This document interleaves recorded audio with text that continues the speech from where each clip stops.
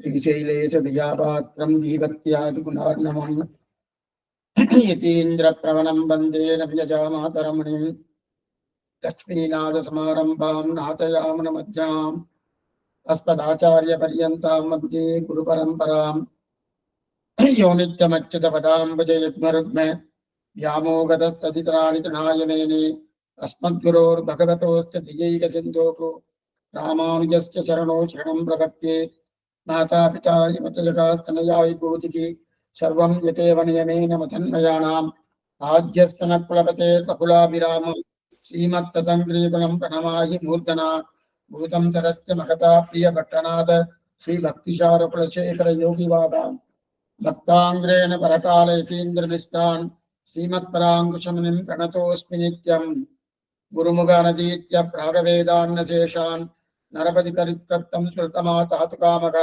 स्वचर अमरवन्द्यप्रङ्गनादत्त साक्षात् द्वितिकुलतलकन्तं विष्णुचित्तं नमामि பின்னார் வெள்ளுவத்தோர் என்றொரு கால் சொன்னார் கலட்டமலம் சூடினோம் முன்னால் கிழிரைத்தாம் என்றுரைத்தோம் கீழ்மையினை சேரும் வகிரைத்தோம் நெஞ்சமே வந்து பாண்டியன் கொண்டாட பற்றபிரான் வந்தான் என்று இந்திய சங்கப்படுத்துவத வேண்டிய வேதங்களோதி விரைந்து கிழிரைத்தான் பாதங்கள் யாமடைய பத்து என்னால் எம்பெருமான் முந்தனுக்கு அடியோம் என்றெடுக்கப்பட்ட அந்நாளே அடியோங்கள் அடிக்குடில் வீடு பெற்று உய்ந்ததுகான் சென்னால் தோற்றி திருமதுரையில் சிலகுனித்து ஐந்தலைய பைநாகத்தலை பாய்ந்தவனே உன்னை பல்லாண்டு கூறுதுமே. திருப்பல்லாண்டு என்பது 4000 திவ்ய பிரபந்தத்துக்குள்ளே முதல் பிரபந்தமாக சுவாமி ஞானமுதல் அனுகிரகித்திருக்கார்.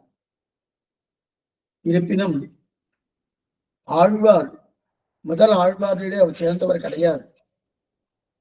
பிரபந்தம் முதல் திருவந்தாதித்தான் இருக்கணும்.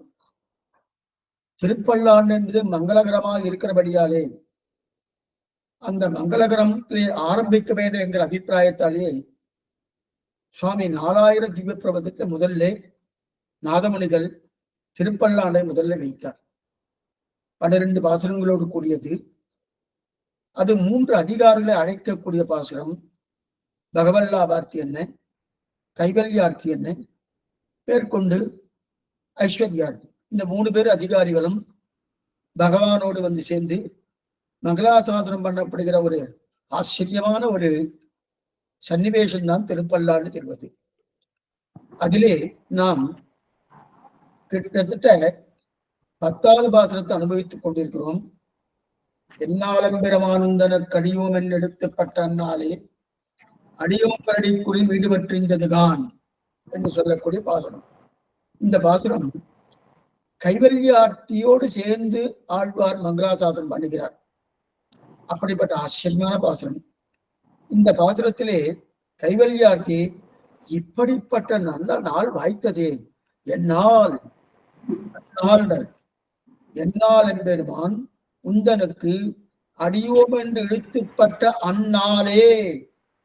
அந்நாளே என்ன அவதாரணார்த்தம், அந்நாளே அந்த நாளை கொண்டாடுகிறார். அந்த நாளை கொண்டாடுகிறார். அப்ப என்னால் எம்பெருமானா எனக்கு அனுகிரகம் பண்ணப்பட்ட அந்த நாள் மறக்க முடியுமா? சில பேர்லாம் சொல்லுவா பாருங்க, சுவாமி அந்த நாள்லதான் எனக்கு ஏதோ முத்தாய்ப்பு வைத்தா போல சில விஷயங்கள்லாம் எனக்கு வந்தது, அதுல இருந்து பூர்த்தியா நான் மாறிட்டேன் அப்படின்னு சொல்றாருனோ. அதே போல கைவல்யாத்துக்கு என்னன்னா அடியோம் என்று எடுத்துப்பட்ட நாள். அடியோம் அடியோம்னா அடியேன் என்ன நினைக்கிறேன், பகவானுக்கு தாசன், பகவானுக்கு தாசன். ஏன்னா இதுக்கு முன்னாடி அந்த தாசனுங்கிற சப்தத்தையே கைவல்யார்த்தி எடுத்துக்கல. ஏன்னா அவனுக்கு உபாசனத்தின் மூலமா தான் பகவானை ஆராதிக்கிறான். அந்த உபாசனத்திலே ஓம்காரம் ஒரு சப்தம் இருக்கு. அந்த ஓம்கார சப்தத்தை அர்த்தமில்லாமல் அந்த சப்தத்தை மட்டும் சொல்லி மேற்கொண்டு இருக்க கைவல்ய மோட்சம் வேணும்னு பிரார்த்திக்கிறான். அந்த நிலையில தான் கைவல்யார்த்தி இருந்தான். இப்ப ஓம்காரத்துக்குள்ள அர்த்தம் தெரிஞ்சு அடியோம் என்று எடுத்துப்பட்ட அந்நாளேனர். இதைத்தான் பிரியவாச்சாலும் முத்துப்பட்டார் போலன்னு தெரிவிக்கிறார்.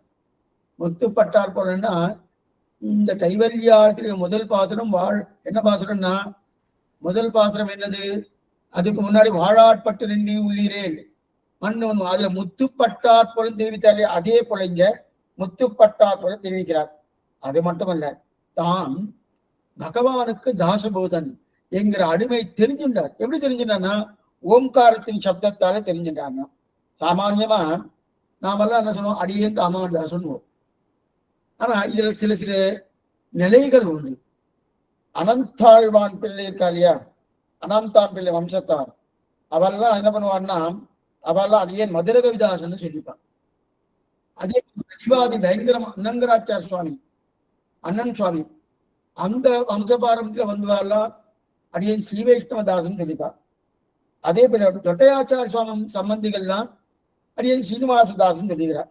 ஆனா பொதுவா இருக்கிறது அடியேன் ராமானுதாசன்.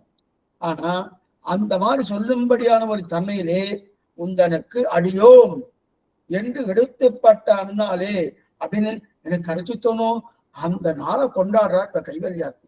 அப்படிப்பட்ட நாள் அண்ணா, ஏன்னா அந்த நாள் கிடைக்கணுமே. கிடைக்கணும்னா என்ன சுவாமி, அப்ப அந்த மாதிரி கிடைக்காதன்னா கண்ணனே தெரிவிக்கிறார். வாசுதேவ சர்வம் சமாத்மா சுதுர்லபகா, வாசுதேவனே எல்லாம் என்று சொல்கிறவனே அர்ஜுனா தேடி தேடி பார்க்கிறேன் கிடைக்கல. வாசுதேவ சர்வம் சமாத்மா சுதுர்லபகா, கிடைக்கலையேன வாசுதேவனே எல்லாம் என்பதே கிடைக்கலன்னு சொல்லிட்டு, அப்ப வாசுதேவனே எல்லாம் என்ற நிலையை கிடைக்கலன்னா பகவானுக்கு நான் தாசபூதன், அவனுக்கு நான் அடிமை, அது கிடைக்குமானா நிச்சயமா கிடைக்கும், நிச்சயமா கிடையாது. அதனால்தான் வாழாட்பட்ட இடத்துல எல்லா இடத்திலும் அகங்கார கிரஸ்தமாக இருக்கிறார்கள். பகவானுக்கு அடிமை என்று சொல்வதற்கு ஆள் இருக்க போவதில்லை அப்படின்னு இருக்கிறார். வாழாட்பட்டு நின்றி உள்ளீரே அப்படின்னு கேட்கிறார்கள் அந்த 3வது பாசுரத்துல. யாராவது பகவானுக்கு அடிமைப்பட்டவார யாரா இருக்காளா? அதே அடுத்த வரி பாருங்கோ, கூடாட்பட்டு நின்றீர்களை எங்கள் குழுவினில் புகுதல் ஒட்டுவோம் அப்படின்னா கைவல்யார்த்தி அதே போல ஐஸ்வர்யார்த்தியாருக்கும் நிறைய பேர் இருக்கா. பகவானுக்கு அடிமை இல்லாத தன்மையோடு இருக்கக்கூடியவாள் நிறைய பேர் காத்துட்டு இருக்கா. ஆனா அடிமைன்றது வருமானா அது ரொம்ப துர்லபத்திலும் துர்லபம். சரி சுவாமி, வாயாலாவது ஓன்மக்காரன் சொன்னவன்னா வாயால் இன்னும் சொல்றதுக்கு நிறைய இருக்கு. பகவான் நாமாவளி சொல்றதுக்கு வாய் இருக்கு, ஆனா வாயில சொல்லுவானா இது குலசேகர ஆழ்வார் தெரிவிக்கிறார். அந்த பகவான் நாமத்தை சொல்லாம இருந்த வாய் இது வாயே இல்லைன்ற. அப்படிப்பட்ட வாய் இருக்குன்னா இல்ல சுவாமி, அந்த வாய்க்கு வேற வேற சப்தங்கள்லாம் இருக்கு. என்னென்ன வம்புகள் உண்டோ, என்னென்ன பக்கத்து வீடு, அண்ட வீடு, அசல் வீடு, என்னென்ன வம்புகள், அந்த வம்புலாம் நிறைய இருக்கணும். அதுக்கெல்லாம் நிறைய நாடி வேணுமோ, அதுக்காக வச்சுட்டு இருக்காரு தவிர ஓம் நமகா என்கிற சப்தம் அப்படின்னா அடியோம் என்று எடுத்துப்பட்ட அண்ணாலே அப்படின்னு இருக்கு இல்லையா, அந்த சப்தம் வருமானா வராது. ஓம் நமகா. ஆனா அதற்கு நாடி போறான் அவன், எங்கு ஓம் நமகா சொல்ல போறான், ஓம் நமகா சொல்ல போறதே கிடையாதுன்னு தெரிவிக்கிறார். இப்ப வியாக்கியானத்தை வாசிக்கிறேன். அதாவது உந்தனைக்கு என்கிற சக்தியாரும் எழுத்துப்பட்ட என்ற சப்த மாத்திரத்தாரும் பலிக்க கண்டோம் என்கிறார்கள். பட்டை என்கிறது முத்துப்பட்டை என்கிறார் போலே வாழாட்பட்டு என்கிற இடத்தில் அர்த்தத்தினுடையது துர்லபத்துவம் சொல்லிட்டு வாசக சப்தத்தினுடைய துர்லபத்துவம் சொல்லுகிறது. இங்கு அகங்கார கிரஸ்தமான சம்சாரத்துக்குள்ளேயே தாஸ்ய பிரகாசம் அலப்ய லாபமானார் போலே. ஆச்சரியமான விஷயம் என்ன, அகங்காரம் மமகாரங்களாலும் கூடு பூரித்துக்கு இருக்கிறான் இவன். அப்படி இருக்கட்டே விட்ட தாசம் எப்படி வரும், தாசியம் எப்படி வரும்? தாசியம் வருவதுன்றது அதனால்தான் நிறைய பேர் இந்த சரணாகதி சாஸ்திரத்துக்கு வராததுக்கு காரணமே இதுதான். அவ சுவாதந்திரத்தை விடணும், விட்டு பகவானுக்கு நான் தாசபூதன் என்கிற தன்மை வரணுமோனா அது என்னமா சுவாமி, எல்லோரும் இந்நாட்டு மன்னர்கள் நானே ராஜா என்கிற நிலையில தானே சில பேர் இருக்கு. அதுதான் தெரிவிக்கிறார் இங்க பெரியவாச்சாமி ஆசிரமத்தில் இருக்கிறார். அதாவது இங்கு அகங்கார கிரஸ்தமான சம்சாரத்துக்குள்ளே தாசிய பிரகாசம் அலப்ய லாபமானார் போலே பகுஜல்பம் பண்ணி போருகிற வாயிலே நமசந்தாகும் உண்டாகை அலப்ய லாபமிரே. ஏன்னா பகுஜல்பம் ஜல்பம்னா ஜன்னி கண்டுக்கணும். சில பேர்லாம் ஜுரம் வந்து ஜன்னி அப்படியே உடனே இருப்பான்.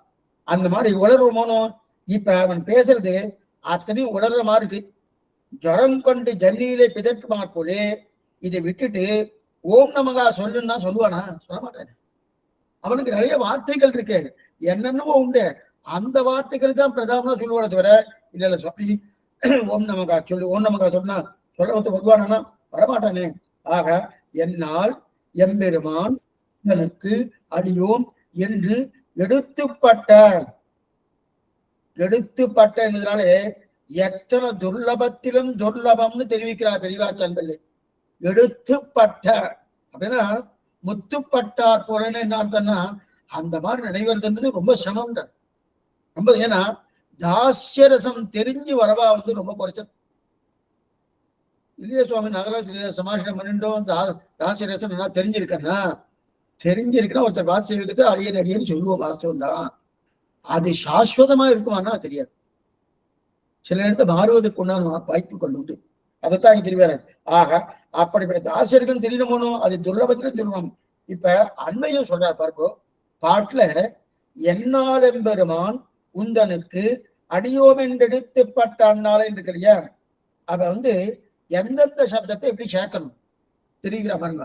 என்னால் எம்பெருமான் உந்தனுக்கு அடியோம் என்று எடுத்துப்பட்ட நாள், என்னால் அந்நாள் என்று அண்மையம்.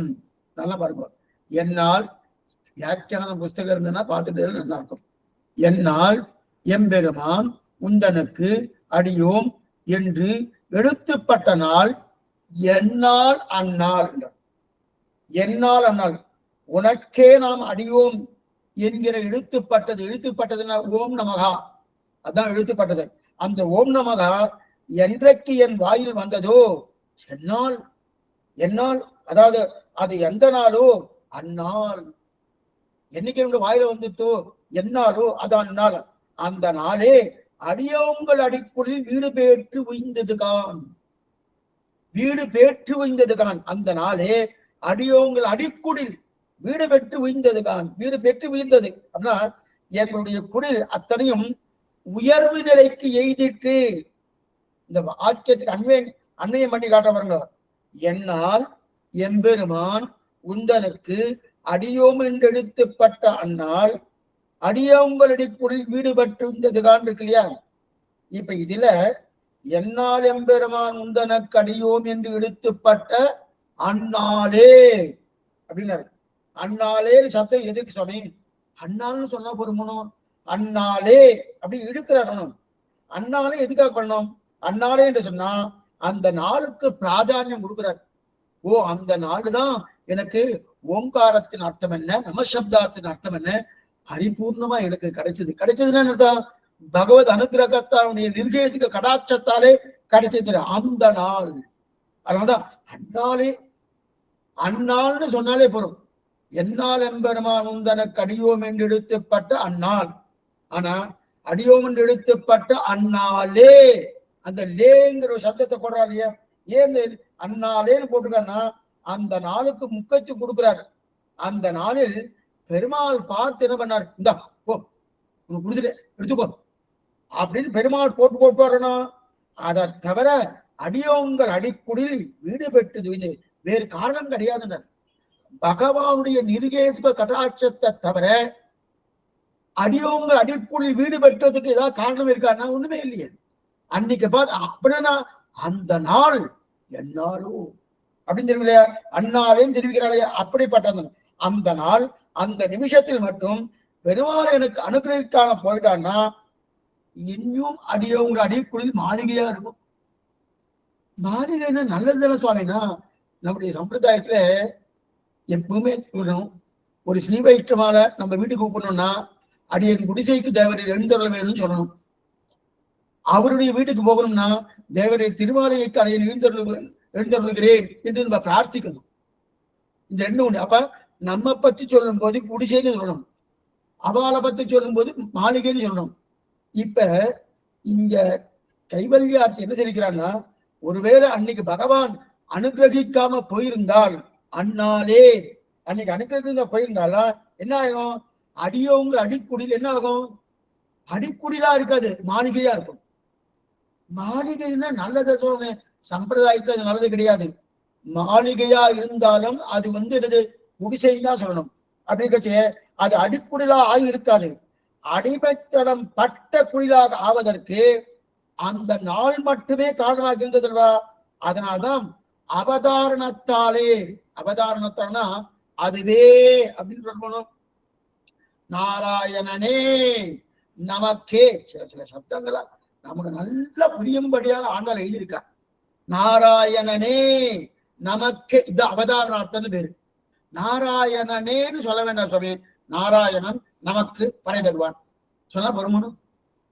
அப்போ அதே அர்த்தம் கிடைக்கிறது.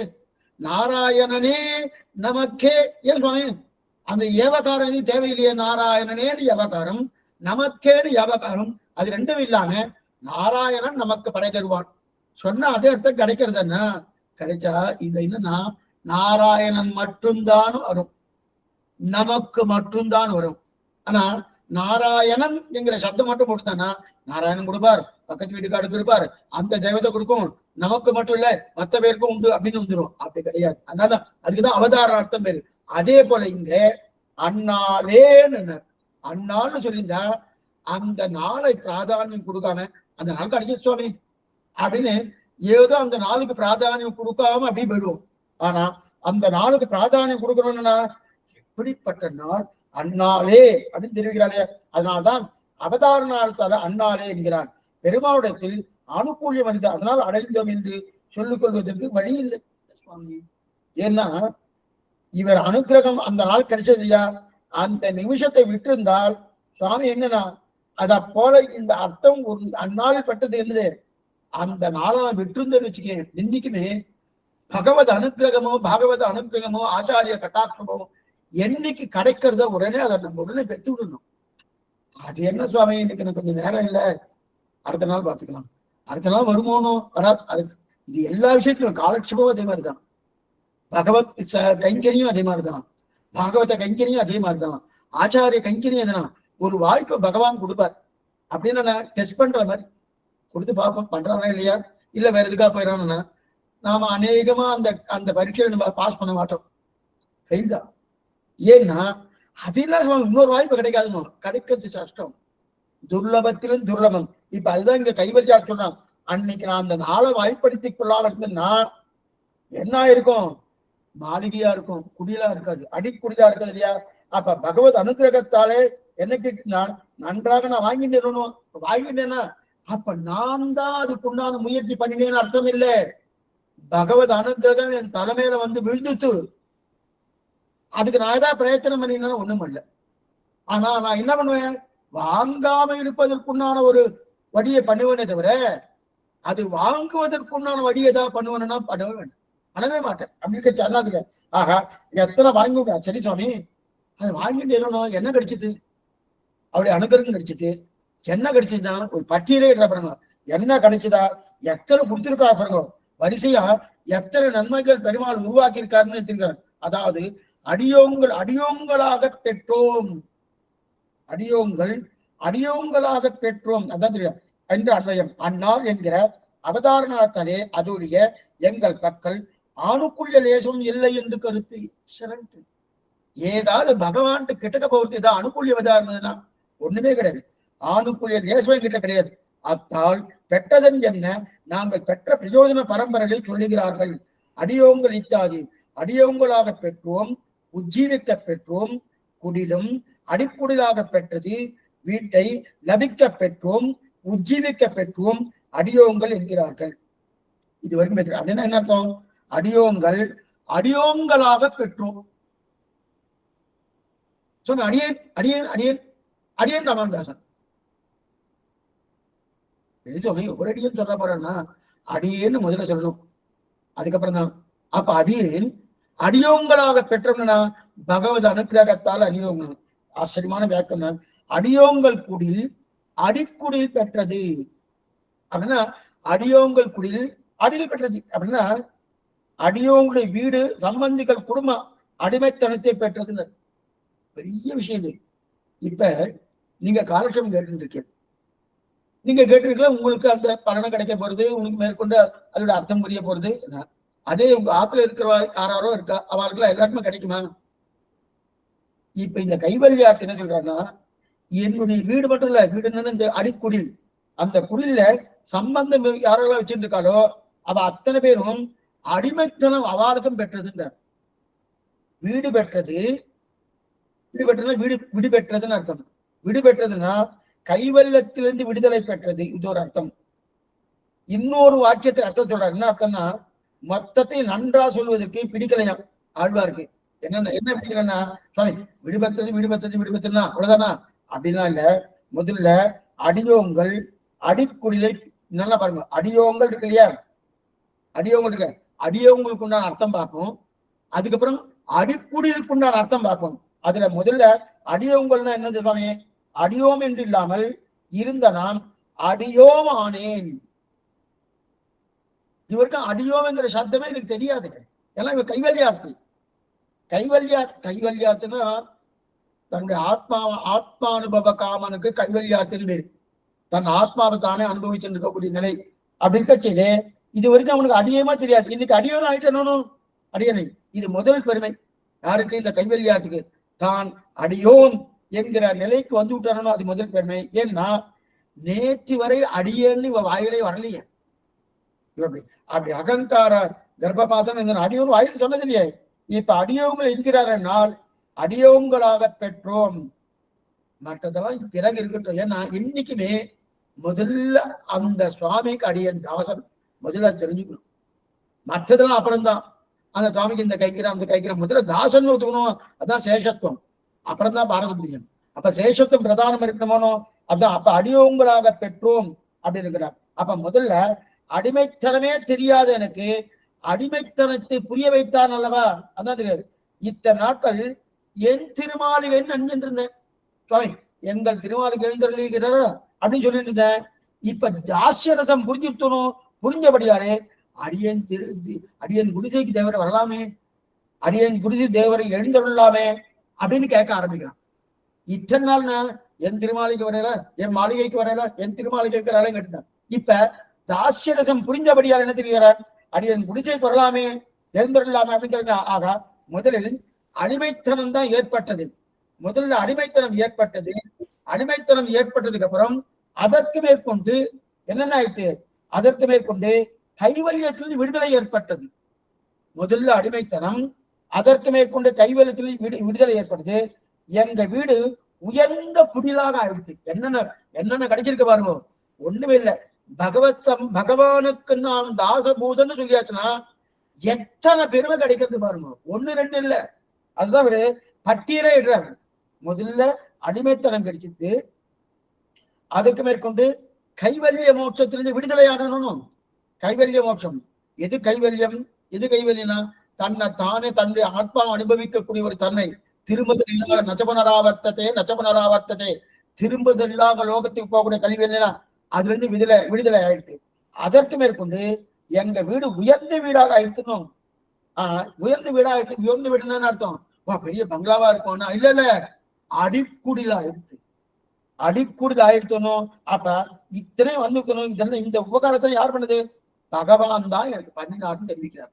அடியோங்கள் அடிக்குடில் வீடு பெற்றுதான். ஆக வீடு கிடைத்தது, பகவானுக்கு அடிமைத்தனம் உடைய வீடு கழித்து குடிலாயிற்று. எங்களுக்கு அடிமைத்தனம் கிடைத்தது. எங்க குடும்பத்தை அடிமைத்தனம் புரிந்து கொண்டார்கள். எல்லாம் சுபிக்ஷம், அத்தனையும் சுபிக்ஷமா போயிடுது, அப்படின்னு ஆனந்தமா போயிடுது. நான் மட்டும் புரிந்து கொள்ளலை. கைவல்யார்த்தி ஒருத்தன்னு வச்சுக்கோ, கோட்டியார்னு வச்சுக்கோ. அப்ப அந்த கோட்டியாருக்கு ஒவ்வொரு கோட்டிக்கும் அவ குடும்பத்தாரெல்லாம் இருப்பாளணும். அந்த குடும்பத்தாரெல்லாம் அடிமைத்தனத்தை நல்லா புரிஞ்சுட்டாலாம். அவெல்லாம் நல்லா புரிஞ்சுட்டாலாம். இந்த சப்தங்களுக்கு இத்தனை பரம்பரை இருக்கு. அப்ப அடியோங்கள் அடிக்குடில் வீடு பெற்று உய்ந்தது அப்படின்னு இருக்கணும். அடியோங்கள் என்னால் எம்பெருமான். இந்த பாசுரத்தெல்லாம் சேவிக்கும் போது இந்த வியாக்கியானம் காலட்சம் ஞாபகம் வரணும். ஞாபகம் வந்துட்டோம்னா பாசுரம் போகாது. மேல பாசுரம் போகணும்னா ஞாபகம் கொள்ளப்படாது. என்ன சுவாமி பண்ணலாம்னா தனியா அனுபவிக்க வேண்டியதான். இது சொன்னாங்க அடியோங்கள் அடிக்குடில் வீடு பெற்று உய்ந்ததுன்னு இருக்கு இல்லையா. இந்த சப்தங்களுக்குள்ள ஒரு பரம்பரையே இருக்கின்றது. என்னன்னா அடியோங்கள் என்பதனால் நாங்கள் அடிமைத்தனம் தெரிஞ்சு கொண்டோம். இது முதல் நிலை. குடில் பெற்ற அடியோங்கள் அடிக்குடில் குடில் பெற்றது என்பதனால் எங்கள் குடும்பத்தாருக்கு நன்மை ஏற்பட்டது. இது இரண்டாவது. மூணாவது வீடு பெற்றது என்பதனால் கைவல்யத்திலிருந்து வெளியே வந்துட்டோம். கைவல்யம் மோட்சம் சொல்லிட்டு இருந்தோம், அதுல இருந்து வெளியே வந்துட்டோம். அடுத்து நான்காவது உய்ந்தது. உய்ந்ததுன்னா அது வெளில வந்துட்டு சுவாமி போனோம் என்றால் பகவன் லாபார்த்தி ஆயிடும். பகவான் இத்தனை எப்படி ஒரே அடியில அடியோங்கள் அடிக்குடில் வீடு வெட்டுந்தது, இந்த சப்தத்துக்குள்ளே அடிமைத்தனம் புரிந்தது. அது மட்டும் எங்க குடும்பத்தில் உள்ள அத்தனை பேரும் அடிமைத்தனத்தை புரிந்து கொண்டார்கள். எங்களுக்கு கைவல்யத்தில் விடுதலை பெற்றது. அது மட்டும் இல்ல, பகவன் லாபார்த்தி ஆயிட்டேன். இத்தனையும் ஒரே கல்ல 2 மாங்காய், இந்த ஒரே கல்ல 4 மாங்காய், 2 மாங்காய் ஒரு கல்ல எடுத்தா 2 மாங்காய் எடுத்துக்கொண்டியா, 4 மாங்காய் அடிச்சிருக்காரு. யார் இது சொன்ன அடியோங்கள் நேற்று இருந்த நிலைமையை பாரு, இன்னைக்கு நாங்கள் ஆகிவிட்ட நிலையை பாருன்னு. நேற்றுக்கு எப்படி இருந்தேன், எப்படியோ அகங்கார கர்ப்பமாக இருந்திருந்தேன். இன்னைக்கு என்னுடைய நிலை என்ன, அடியோம். இதைத்தான் ஆழ்வார் தெரிவிக்கிறார். யானே என்னை அறியகிறாதே, யானே எந்தனதே என்றிருந்தேன், யானே நீ என் உடமையும் நீ ஏன் தெரிவிக்கிறாளையா. ஆழ்வார் சொன்னபடி அகங்காரத்தால ரொம்ப பூரிக்கப்பட்டு நம்மை நாம் தான் எதையே கேட்டுக்கொண்டு போனோம் இல்லையா. நானே நானே நானேன்னு போறோமோ, அந்த அகங்காரத்தால பூரிக்கப்பட்டிருந்தோம் அப்படின்னு அவனுக்கு அடிமைன்னு தெரிஞ்சிருந்தா அவனை கேட்டிருப்பேன். பகவானுக்கு நான் தாசன். இப்ப இந்த கைவல்யார்த்தி என்ன பண்ணா, அவனை கேட்கலையானோ, கைவல்ய மோட்சம் கேட்டானோ, அவனுக்கு அடிமைன்னு முதல்லையே தெரிஞ்சிருந்தா இந்த அடியோம் உந்தனுக்கு அடியோம் என்று எழுத்துப்பட்டாலே இந்த சப்தத்தின் அர்த்தத்தை முதல்லயே புரிஞ்சிருந்தானா கைவல்யம் கேட்டுப்பானா, கேட்டுக்க மாட்டானோ. ஆனா இப்ப என்ன, எப்படி இருந்தானா இப்படி ஆயிட்டான் பாரு அப்படின்னு தெரிவிக்கிறாளையா. அப்ப அடிமை தெரிஞ்ச கேட்டுக்க மாட்டோம்னோ, எனக்கு நானே இருந்தபடியாலே எத்தையோ கேட்டேன், எத்தையோ கொடுப்பன. ஆக தாழ்ந்த புருஷார்த்தங்களை கேட்ட நாங்கள் இனி வேண்டாம் என்று உன் திருவடிகளுக்கு வந்தோம். தாழ்ந்த புருஷார்த்தம் எது, கைவல்ய புருஷார்த்தம். அந்த கைவல்யக்கணும் இனி அது வேண்டாம். அடியவங்கள் அடிக்குள்ளே வீடு பெற்றது, அதுல விடுதலை பெற்று உன்னுடைய திருவடிகளுக்கு வந்து சேர்ந்தோம். ஆகா, இப்ப பழைய எண்ணம் அப்படியே மாறி போயிடுச்சு. கைவல்யார்த்துக்கு பழைய எண்ணம் என்னென்ன உண்டோ, ஏன்னா கைவல்யார்த்தியா போனோம், ஆத்மாவை அனுபவிக்கணும்.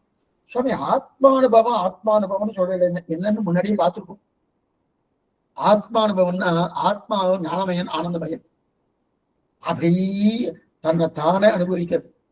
சில பேர்ல அப்படி யோசனை பண்ணிட்டு கற்பனை பண்ணிட்டு ஆனந்தமா, சில இடத்துல சிரிப்பா, சில இடத்துல அழுவா. அவ கற்பனைக்கு தந்த போல. இது மனசை வைத்துக் கொண்டு நம்ம பண்றோம். ஆனா ஆத்மாவுக்கு அது உண்டு. ஏன்னா ஆத்மா ஞானமயன் ஆனந்தமயன் தானே, அந்த வேலை உண்டு. ஆனா அது நேரடியா தனக்குத்தானே வராது, அதையும் பகவான் தான் அனுகிரகிக்கணும். அந்த அனுபவம் எங்க கிடைக்குதுன்னா கைவல்ய மோட்சத்துல கிடைக்கும். அதான் தெரியும். அந்த மாதிரி இருந்த அந்த எண்ணம் மாறி போய் தாசியரசத்தை புரிஞ்சு வைத்து திரும்ப போனோமோனோ குடில் அடிக்குடில் அப்படின்னு. அடிக்குடில் என்ன, வீடு. அடிக்குடில் இருந்தா அடிமைத்தனம். இப்ப வீடு அடிமைத்தனத்தெல்லாம் புரிஞ்சு. சரி சுவாமி, வீடு அடிமைத்தனம் புரிஞ்சுமா? அடியன் குடிசைன்னு சொன்னேன், அடியன் திருமாளிகைன்னு சொன்னேன். அடியேன் திருமாளிகைன்னு வராது. அடியேன்னு வந்துட்டாலே குடிசைதான் வரும். அடியேன்னு வந்துட்டாலே குடிசைதான் வரும், திருமாளிகை வராது. என்னுடைய திருமாளிகை அப்படிதான் திருமாளிகை வரும். இருந்தாலும் அந்த வீடு அடிமைத்தனத்தை புரிஞ்சு கொள்ளுமா அப்படின்னா, வீட்டுல உள்ளவர்கள் தான் அடிமைத்தனத்தை புரிஞ்சுப்பா. இதுக்கு லட்சணைன்னு பேரு. அடியோங்குள் அடிக்குடில் வீடு பெற்று உய்ந்ததுதான். அவங்க ஒரு கேள்வி கேட்டுட்டாரு, அது என்னமா சுவாமி, வீடு அடிமை இல்லாத வீடு இருக்குமான்னா அந்த மாதிரிலாம் கிடையாது. வீட்டுகள் அது அச்சித் வஸ்துவா இருக்கிறபடியில அதுக்கு ஞானமே கிடையாது. ஞானமே இல்லாததுக்கு தனக்கு நான் பகவானுக்கு அடிமை எனக்கு புரிஞ்சுட்டு இருக்குமா, அதெல்லாம் ஒண்ணுமே புரியாது. அப்ப அடியோங்கிற அடிக்குடி வீடு பெற்று உய்ந்தது காரணம் என்ன அர்த்தம்னா, அந்த வீட்டுல உள்ளவான்னு வச்சுக்கணும். புரியதுக்கு இதுக்கு லட்சணைன்னு பேரு. என்ன லட்சணம்னா, கங்காயாம் ரோஷகா போலே மஞ்சா புரோசந்தி போலே அப்படின்னு சொல்லுவார். இதை நம்பில அடிக்கடி இது மாதிரி சொல்லுவார். மஞ்சா புரோசந்திக்குன்னா கட்டில்கள் சப்திக்கின்றன. ஒருத்தர் சொன்னார், ஒரே கட்டில்லாம் ஒரே ஆடுறது சுவாமி, ஒரே ஆடுறது ஒரே சத்தம் போட்டுருக்குன்னாங்க. கட்டில ஒண்ணும் சத்தம் போடாது. கட்டில உட்கார்ந்துன்ற பார்த்தா சத்தம் போடுவான். கட்டில் சத்தம் போடுமா, கஷ்டம் போடாது. ஆக கட்டில்னு சொன்னாலே கட்டில இருப்பவர்கள் சொல்ல அர்த்தம் பண்ணிக்கிறோமோ. அதே மாதிரி கங்காயாம் கோஷனா கங்கையில இடைச்சேரி. கங்கை நடுவில் இடைச்சேரினா அடிச்சுட்டு போயிடும். அப்படின்னா அர்த்தம், கங்கை கரையிலே இடைச்சேரின்னு நம்ம எடுத்துக்கிறோமோ. அதே போல இங்கு குடில் என்று இருந்தாலும் குடிலே வசிக்கக்கூடிய குடும்பத்தவர்கள்னு அர்த்தம் பண்ணிக்கணும். அடியோங்கள் அடி குடில், குடில்னா அப்ப அந்த குடிலே அந்த குடிசையே அதுல அண்ணா தாசியரசம் புரிஞ்சு கொடுத்துனா அர்த்தமானா அப்படி அர்த்தம் இல்லை. அந்த குடியில வசிக்கக்கூடிய குடும்பத்தவர்கள் அப்படின்னு வச்சுக்கலாம். அப்ப நம் கிரகத்துல வாழக்கூடிய புத்திரர்கள் என்ன, பௌத்திரர்கள் என்ன, மனைவி என்ன, மக்கள் என்ன, உற்றார்கள் என்ன, உறவினர்கள் என்ன, எல்லாருக்கும் அதாவது அடிமைத்தனத்தின் ரசம் நன்னா புரிஞ்சு போயிடுச்சு. அடிமைத்தனத்தின் நலன் நன்னா புரிஞ்சு போயிடுச்சு. இப்ப ஆசீர்வாதம் பண்றார். நல்ல கோட்பாட்டுலகங்கள் மூந்தினுள்ளம் தான் நிறைந்த அள்ளி கமலக்கண்ணனை அந்தன் குருகூர் செலகோபன் சொல்லப்பட்ட 1000 வீம்பத்தும் வல்லார்கள் நல்லபதத்தால் மனைவாழ்வர் கொண்ட பெண்டிர் மக்களனே மனைவி மக்களோடு சேர்ந்து கொண்ட பெண்டிர் வாழ்கிறார்கள் என்று எல்லாரும் தாசியரசன் நன்னா அறிந்து வரா. இது இந்த மாதிரி இருக்குமா சுவாமி? இது ரொம்ப துர்லபம், ரொம்ப துர்லபம். ஏன்னா சாமானியமா குடும்பத்துல பத்தினிக்கு நல்ல பகவத் பிரீத்தி அதிகமா இருக்கும். பர்த்தாவுக்கு அவளுக்கு நல்லா இருக்கும். அவளுக்கு என்ன மாசம் 10ஆம் மாசம் மாதிரி பயின்று இருக்கா, எப்ப பாரு வச்சுட்டே இருப்பார். இந்த மாதிரி ஒரு நிலை உண்டு. சில கிரகத்துல சில குடிசையில பர்த்தாவுக்கு நல்ல பகவத் பிரேமம் அதிகமா இருக்கும், பாரியாவுக்கு அவ்வளவுதான் இருக்காது. சில இடத்துல பர்த்தா பாரியா 2 பேருக்கும் நல்லா பகவானுடைய பிரதிபக்தி இருக்கும்.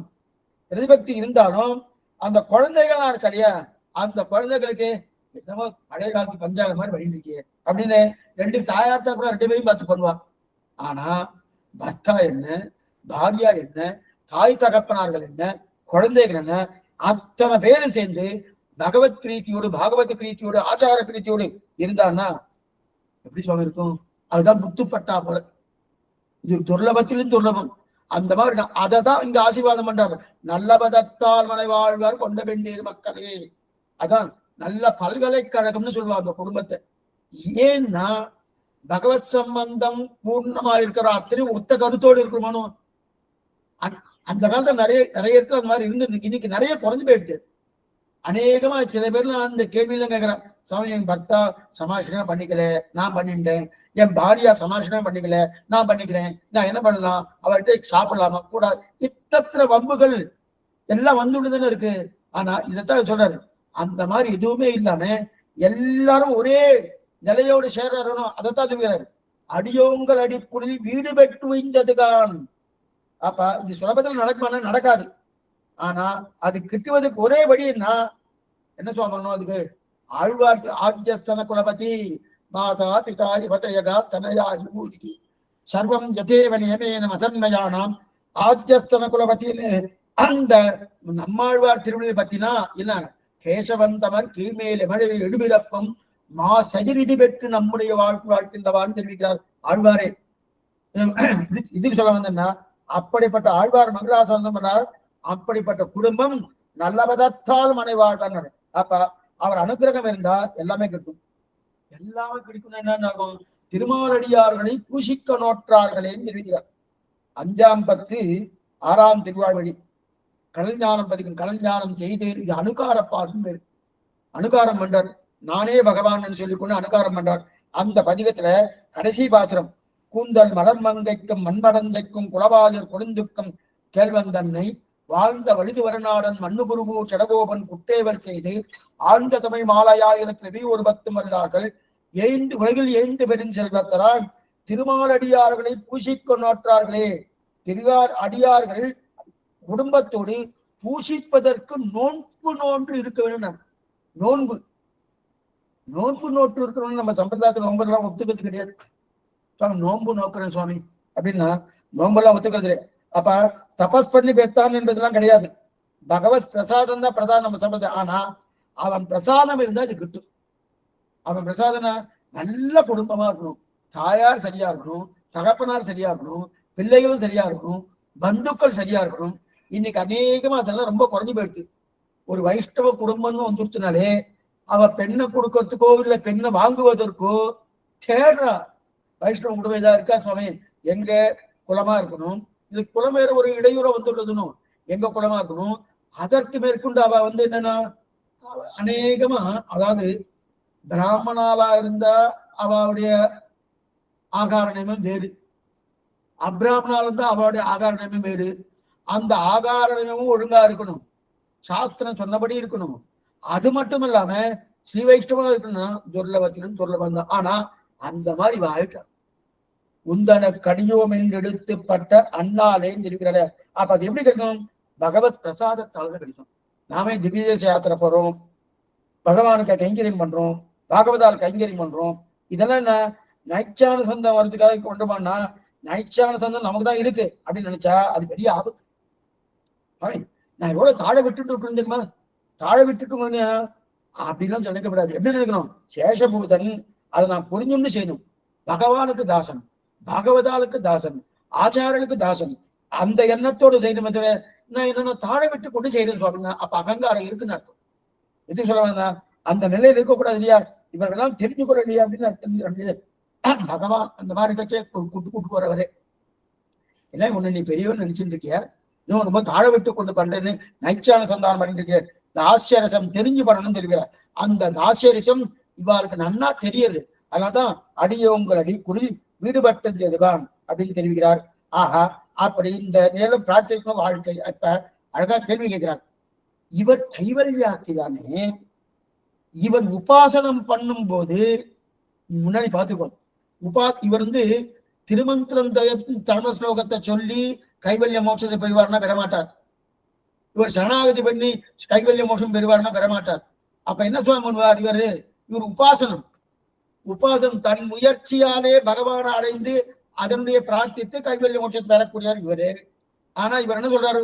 ஓமித்யே காட்சரம் என்று இவர் தானே ஓம்காரம் சொல்லியிருக்கார். ஓம்காரம் சொல்லிதான் அந்த கைவல்ய மோட்சத்தை பெறார். அப்ப ஓம்காரத்தை சொல்லும் போது அந்த ஓம்காரத்தில் சொல்லப்பட்ட அர்த்த ஞானம் இவருக்கு தெரியாது. இல்ல, அர்த்த ஞானம் இல்ல, சப்தம் மட்டும் இருந்ததுன்னு இவருக்கு கொடுக்கட்டும். சரி, அப்படின்னா என்ன பண்ணுவோம்? ஓம்காரத்தின் அர்த்தம் தெரிஞ்சிருந்து கைவல்யார்த்தி பகவானை பிரார்த்தித்தான்னா முதல்ல கைவல்யமே கேட்க மாட்டான். ஓம்காரத்தை சொல்லப்பட்ட அர்த்தம் என்ன? அகார வாச்சினான பகவானுக்கு மகார வாச்சின ஜீவாத்மா அடிமை தாசபோதன் இருக்கு. அந்த அர்த்தம் எனக்கு தெரியாம நான் ஓம், சில பேர் ஓம் ஓம் சொல்லிட்டு இருப்பா, எதுக்கெடுத்தாலும் ஓம் சொல்லிட்டு இருப்பா. ஓமுடைய உண்மையான அர்த்தம் என்ன தெரியுமா? பகவான் ஸ்ரீமன் நாராயண தாசபோதன் தான் அதை சொல்லியிருக்கு. இது மற்ற தேவதைகள் ஓம் அப்படின்னு அவளை சொல்லுவார், இந்த தேவதைக்கு சொல்லுவார், அந்த தேவதை சொல்லுவார். அவளுக்கு தெரியாமலேயே ஒரு விஷயத்தை அவ சொல்லிட்டு இருக்கா. என்னன்னா, அந்த தேவதையும் பகவானுக்கு தாசன், இந்த தேவதையும் பகவானுக்கு தாசன், இந்த தேவதை அதான் அதோடைய அர்த்தமே. புரியுதுக்காக சொன்னேன். ஓம் நம சிவாயும் இருக்கா.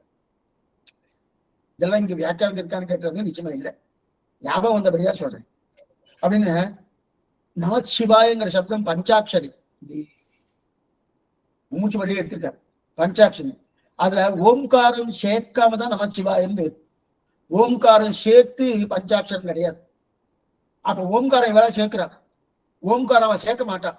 முன்னாடி நாளெல்லாம் ஓம்காரம் சேர்க்க மாட்டான், வெறும் நமச்சிவாய நமச்சிவாயின்னு சொல்லுவான். ஏன் ஓம்காரம் சேர்த்தா என்ன சுவாமின்னா தப்பு. அது சிவனை குறிக்காது, சிவன் நாராயணன் தான் குறிக்கும். எங்க ஓம் சப்தத்தை சேர்த்தாலும் அது ஸ்ரீமன் நாராயணன் தான் குறிக்கும். இதை தெரியாம சில பேர் என்ன பண்றா, ஓம் ஓம்னு சொல்ற. அப்பனா அவளுக்கு இன்டைரக்டாவா பகவானை ஆராதிக்கிறான்னு அர்த்தம். இருக்கட்டும், இது சொல்ல வந்தேன்னா அந்த மாதிரி இருக்கச்சே. இப்ப இவர் ஓம்காரம் சொல்றாரோ யாரு? இந்த கைவல்யார்த்தி. அர்த்தம் தெரிஞ்சு சொல்றாரானா தெரியாது. தெரியாம இந்த சப்தத்தை சொன்னா பகவான் நேரம் எனக்கு முன்னாடி என்ன வேணும்னு கேட்காரு. அப்புறம் கைவல்ய மோட்சம் வேணும்னு நான் பிரார்த்திப்பேன், உடனே கொடுத்துவாரு. அந்த அந்த நிலையோடு தான் ஓம்காரம் சொல்றார். சரி, இப்ப என்னதுமா கேள்வி? இவர் ஓம்காரம் அர்த்தம் தெரியாம சொன்னாலும் பகவான் கொடுக்கிறார், கொடுக்கட்டும். ஆனா இப்ப குடும்பத்தாருக்கு இந்த சப்தமே இல்லையே. இவருடைய குடும்பத்தார்லாம் இருக்கா இல்லையா? அந்த குடும்பத்தாருக்கு இந்த சப்தம் இருக்குன்னா அவளுக்கெல்லாம் எப்படி சுவாமி கிடைச்சது?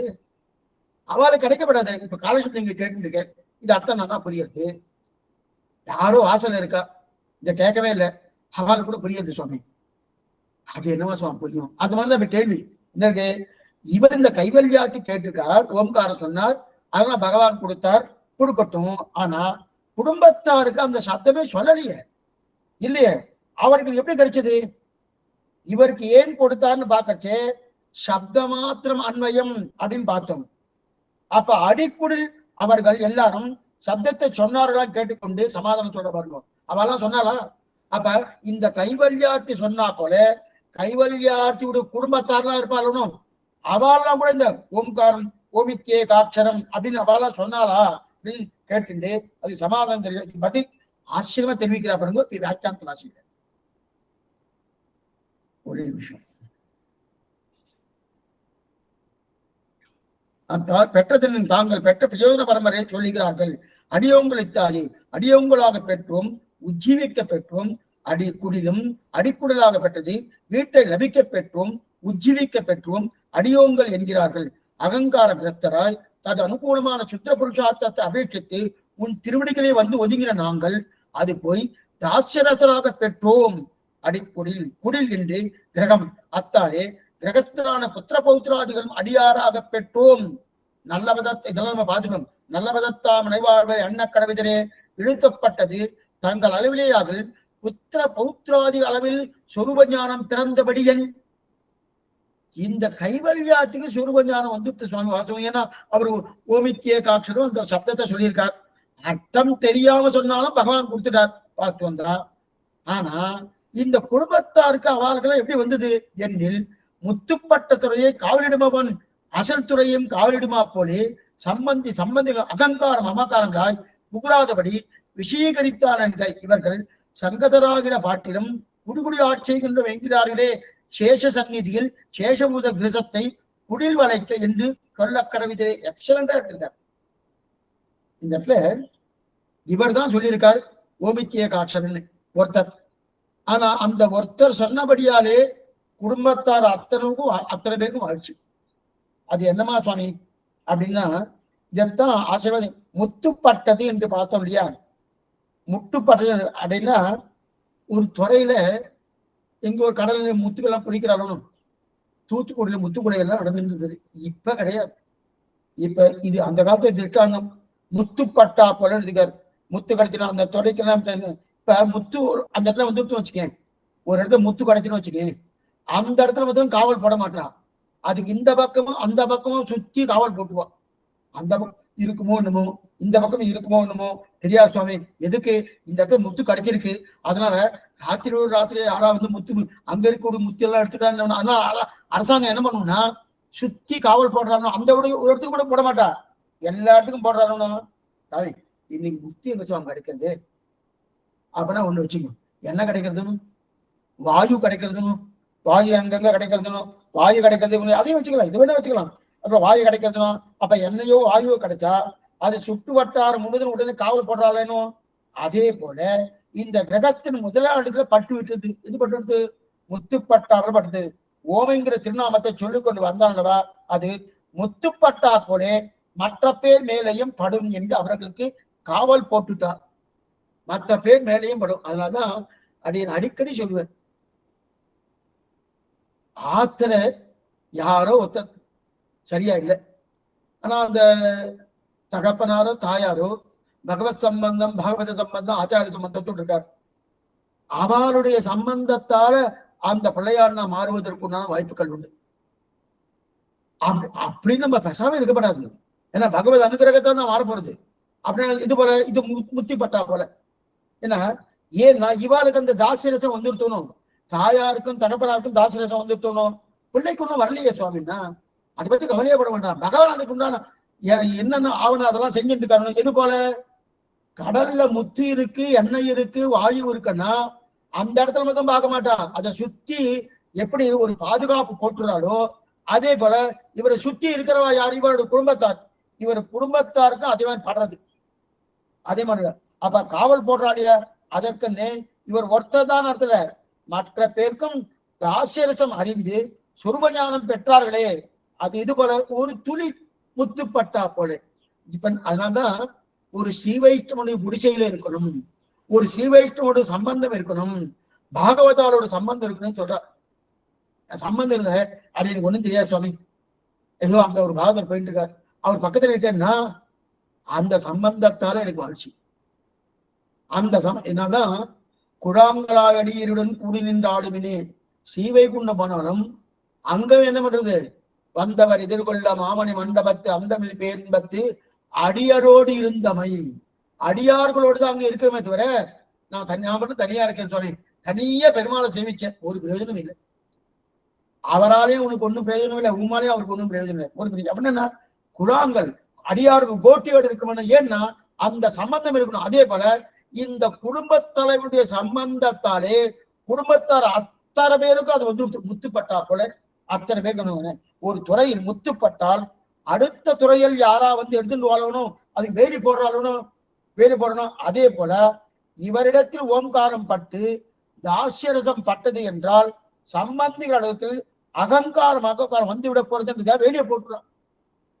அங்க யாரா வெளி மனுஷா வந்து எத்தையாவது முத்தையோ அல்லது அந்த அந்த எண்ணெயையோ வாயுவோ எடுத்துட்டு போறான்னு அங்க வேலி போடுறானோ அதே போல இங்க என்ன வேலின்னா இவளுக்கு தாசியரசம் வந்துடுத்து. அப்ப இந்த தாசியரசம் குடும்ப தலைவருக்கு வந்துடுத்து.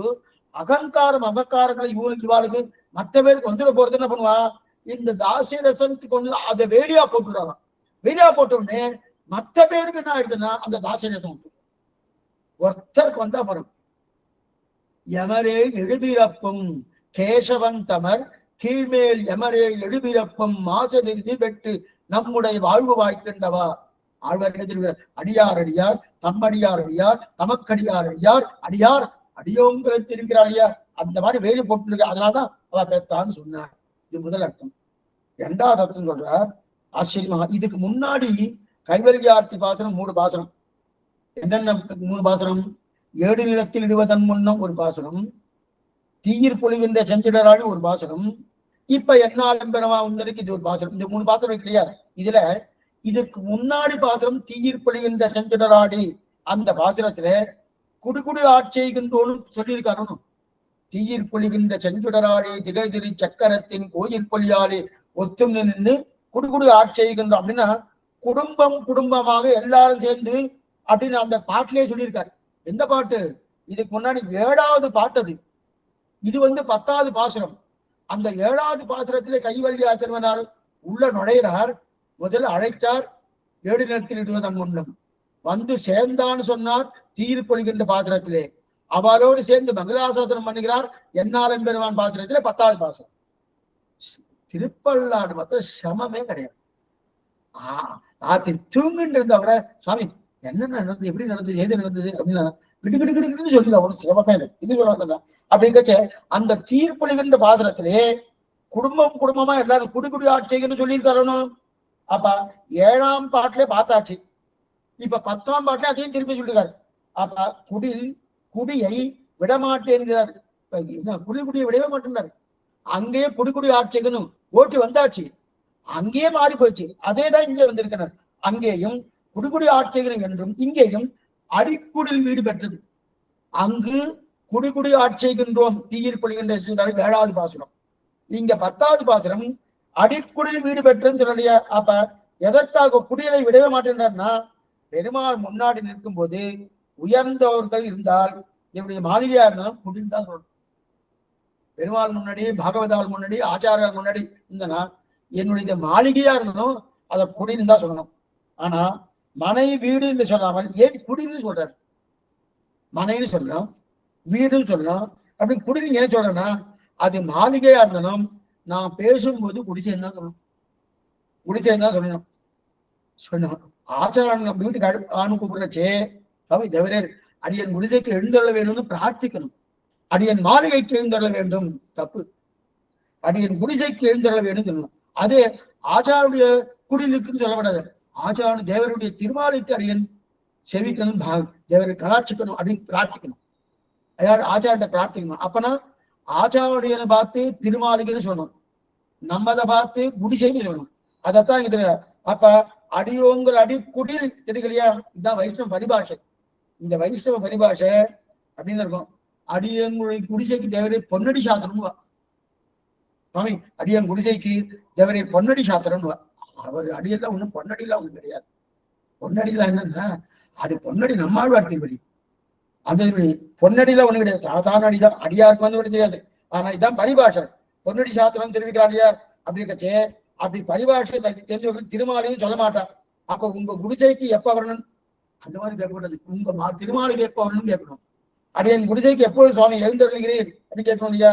அப்ப நம்மளது குடிசையா இருந்தாலும் குடிசைதான், மாளிகையா இருந்தாலும் குடிசைதான். அதே ஆச்சாரியனது பாகவதானது இந்த ஸ்ரீ வைஷ்ணவானது அது குடிசையா இருந்தாலும் மாளிகை தான், மாளிகையா இருந்தாலும் மாளிகை தான் அப்படின்னு சொல்லல. சாதாரண ஆச்சாரம் வீடு குடிசையா இருக்கும், சாதாரண இப்படிதான் இருக்கும். ஆச்சாரம் எனக்கு தெரிஞ்ச வெட்டி கிழிஞ்ச குடிசையா இருக்கும், அவரோட குடிசையை திருமாளிகைன்னு சொல்லணும். அந்த மாளிகை என்னைக்குமே திருமாளிகை போயிட்டு வந்தையா அப்படின்னு கேட்பா. பாகவதால் கொள்ளைய ஸ்ரீ வைஷ்ணவால் கொள்ளைய திருமாளிகை போய் சேவிச்சுட்டு வந்தையா அப்படின்னா, திருமாளிகை போயிட்டு வந்து ஆச்சாரனை சேவிக்கிறது திருமாளிகைன்னு அர்த்தம். இந்த வார்த்தை பரிபாஷைன்னு. ஆக என்னால் எம்பெருமான் உந்தனுக்கு அடியோம் என்று எடுத்துப்பட்ட அந்நாடே அடியோங்கள் அடிக்குடில் வீடு பெற்று உய்ந்தது கான். வீட்டை லபித்தது அப்படின்னா வீட்டை அடைந்தது. வீடு பெற்று என்றால் மோட்சம் பெற்று அர்த்தம் இல்லை. நல்லா பார்த்துக்கோ, வீடு பெற்று ஒரு சப்தம் இருக்கு, உய்ந்தது ஒரு சப்தம் இருக்கு. அப்ப வீடு பெற்றுனா மோட்சம் வந்துருச்சுன்னா அப்ப உய்ந்ததுக்கு என்ன சப்தம், என்ன அர்த்தம் சொல்லணும்? அதனால வீடு பெற்றுன்றதுக்கு அது என்ன அர்த்தமா? வீடு பெற்றுனா விடுதலை பெற்றது. என்ன விடுதலை பெற்றது? கைவல்ய மோட்சத்திலிருந்து விடுதலை பெற்றது அப்படின்னு. வீடு பெற்று உய்ந்தது கான். உய்ந்தது கான் இந்த இடத்துல உய்வுதான் இஷ்ட பிராப்தி. அதனால இப்ப சொல்றதுன்னா அனிஷ்ட நிவர்த்தி, அதான் விடுதலை பெற்றது. இட்ட வீடு பெற்றது. எதிலிருந்து வீடு பெற்றது? அகங்கார மமகார காரியமான ஐஸ்வர்யம் என்ன, கைவல்யம் என்ன, இதுல இருந்து வீடு பெற்றது. அப்ப அகங்காரம் இருந்தால் கைவல்யத்தை பிரார்த்திப்போம், மமகாரம் இருந்தா ஐஸ்வர்யத்தை பிரார்த்திப்போம். சாமி அகங்காரம் என்ன, மமகாரம் என்ன? அதாவது என்னது அல்லாத தேகத்தை நான் என்கிற ஆத்மாவாக பிரமித்தால் அது அகங்காரம். இந்த சரீரம் நானா கிடையாது. நான் நான் நான் சரீரத்தை சொல்றோமோ, நான் அல்லாத சரீரத்தை நான் சொன்னா அதுக்கு அகங்காரணம் வருது. இந்த சொத்தை என்னுடைய கிடையாது, என்னுடைய சொத்தல்லாதது என்னுடைய சொத்துன்னு நினைச்சு பிரமிக்கணும் பாருங்க, அதுக்கு மமக்காரன்னு பேரு. அப்பனா நான் அல்லாததை நானுன்னு சொன்னேன்னா அகங்காரம்.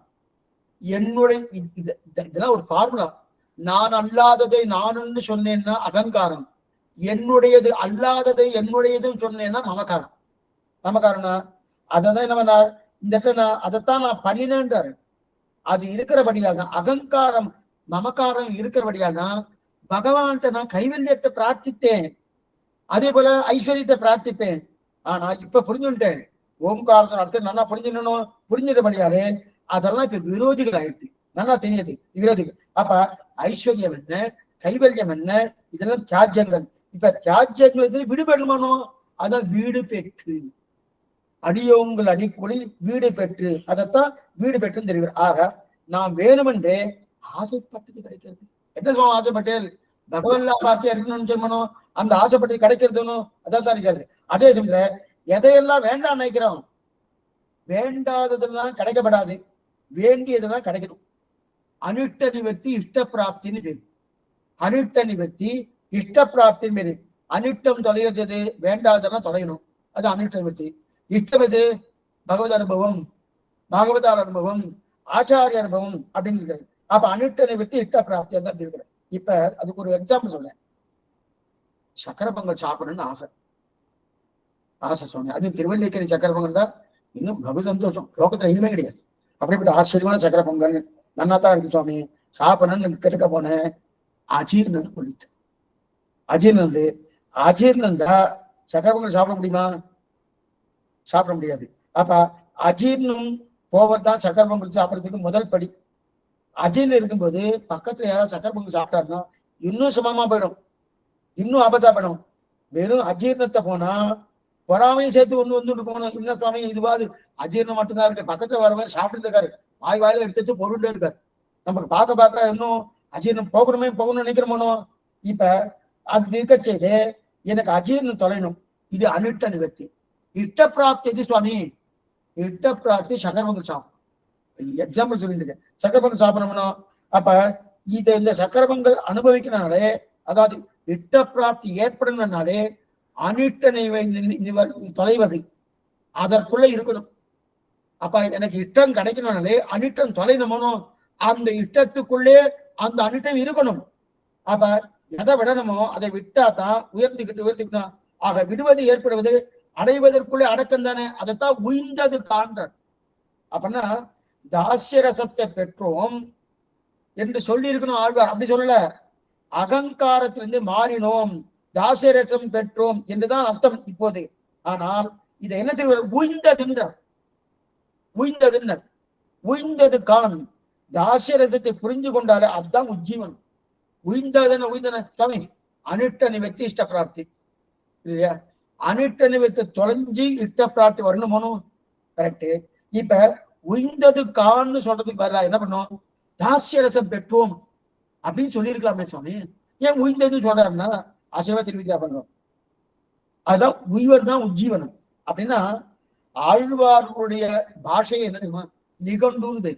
ஆழ்வாருடைய பாஷையை எடுத்து பார்த்தா அதுல உஜ்ஜீவனன்னு ஒரு வார்த்தை அப்படி இருக்குமோ? இருக்குமோ? இருக்காது.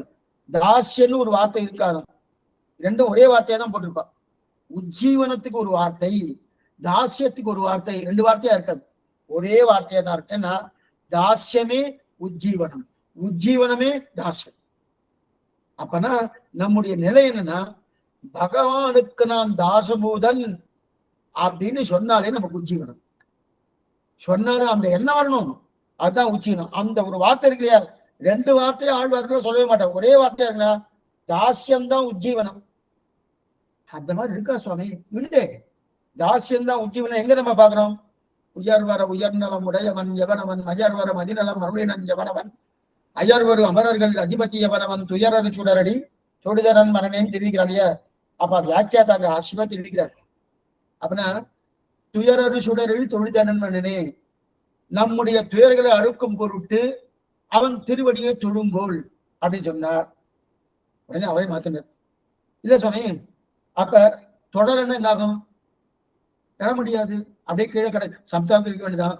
ஆனா அதுக்கு என்னது மாத்தம்? தொழுகையே எழுகை, எழுகையே தொழுகைன்னு. இந்த தொழுகை தொழுகைன்னு யாரோ ஒருத்தர் போட்டுக்கிறார், அது நம்ம சம்பிரதாயத்துடைய சப்தம். அது தொழுகை நாங்க தான் கண்டுபிடிச்சோம். இத்தனைக்கும் அவெல்லாம் இந்த தேசத்து தமிழ் கற்பதற்குண்டான யோக்கியத்தையே அற்றவர்கள். நம்ம பாரத தேசத்துல இருக்கக்கூடிய அந்தப்பட்ட சமயத்தை தவிர சில சமயங்கள்லாம் வெளியிலிருந்து வந்திருக்கணும், அவெல்லாம் தமிழ் பேசுவதற்குண்டான யோக்கியத்தை இருக்கானா? கிடையவே கிடையாது.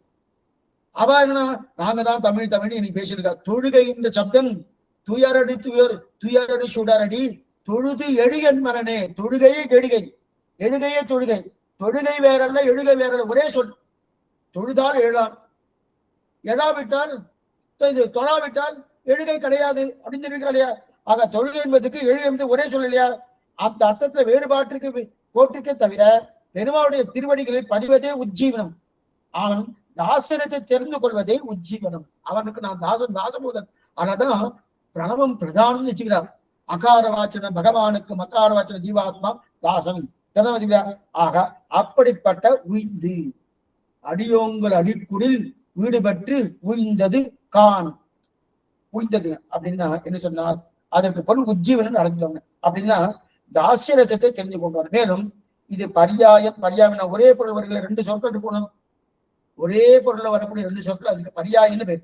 அப்படிப்பட்ட சரியா சப்தம். இந்த சப்தம் எல்லாம் நிறைய சம்ஸ்கிருதத்துல அமரகோஷம்னு ஒண்ணு இருக்கு. ஒரே விஷயத்துக்கு நிறைய சப்தங்கள் போடும், ஒரே விஷயத்துக்கு நிறைய.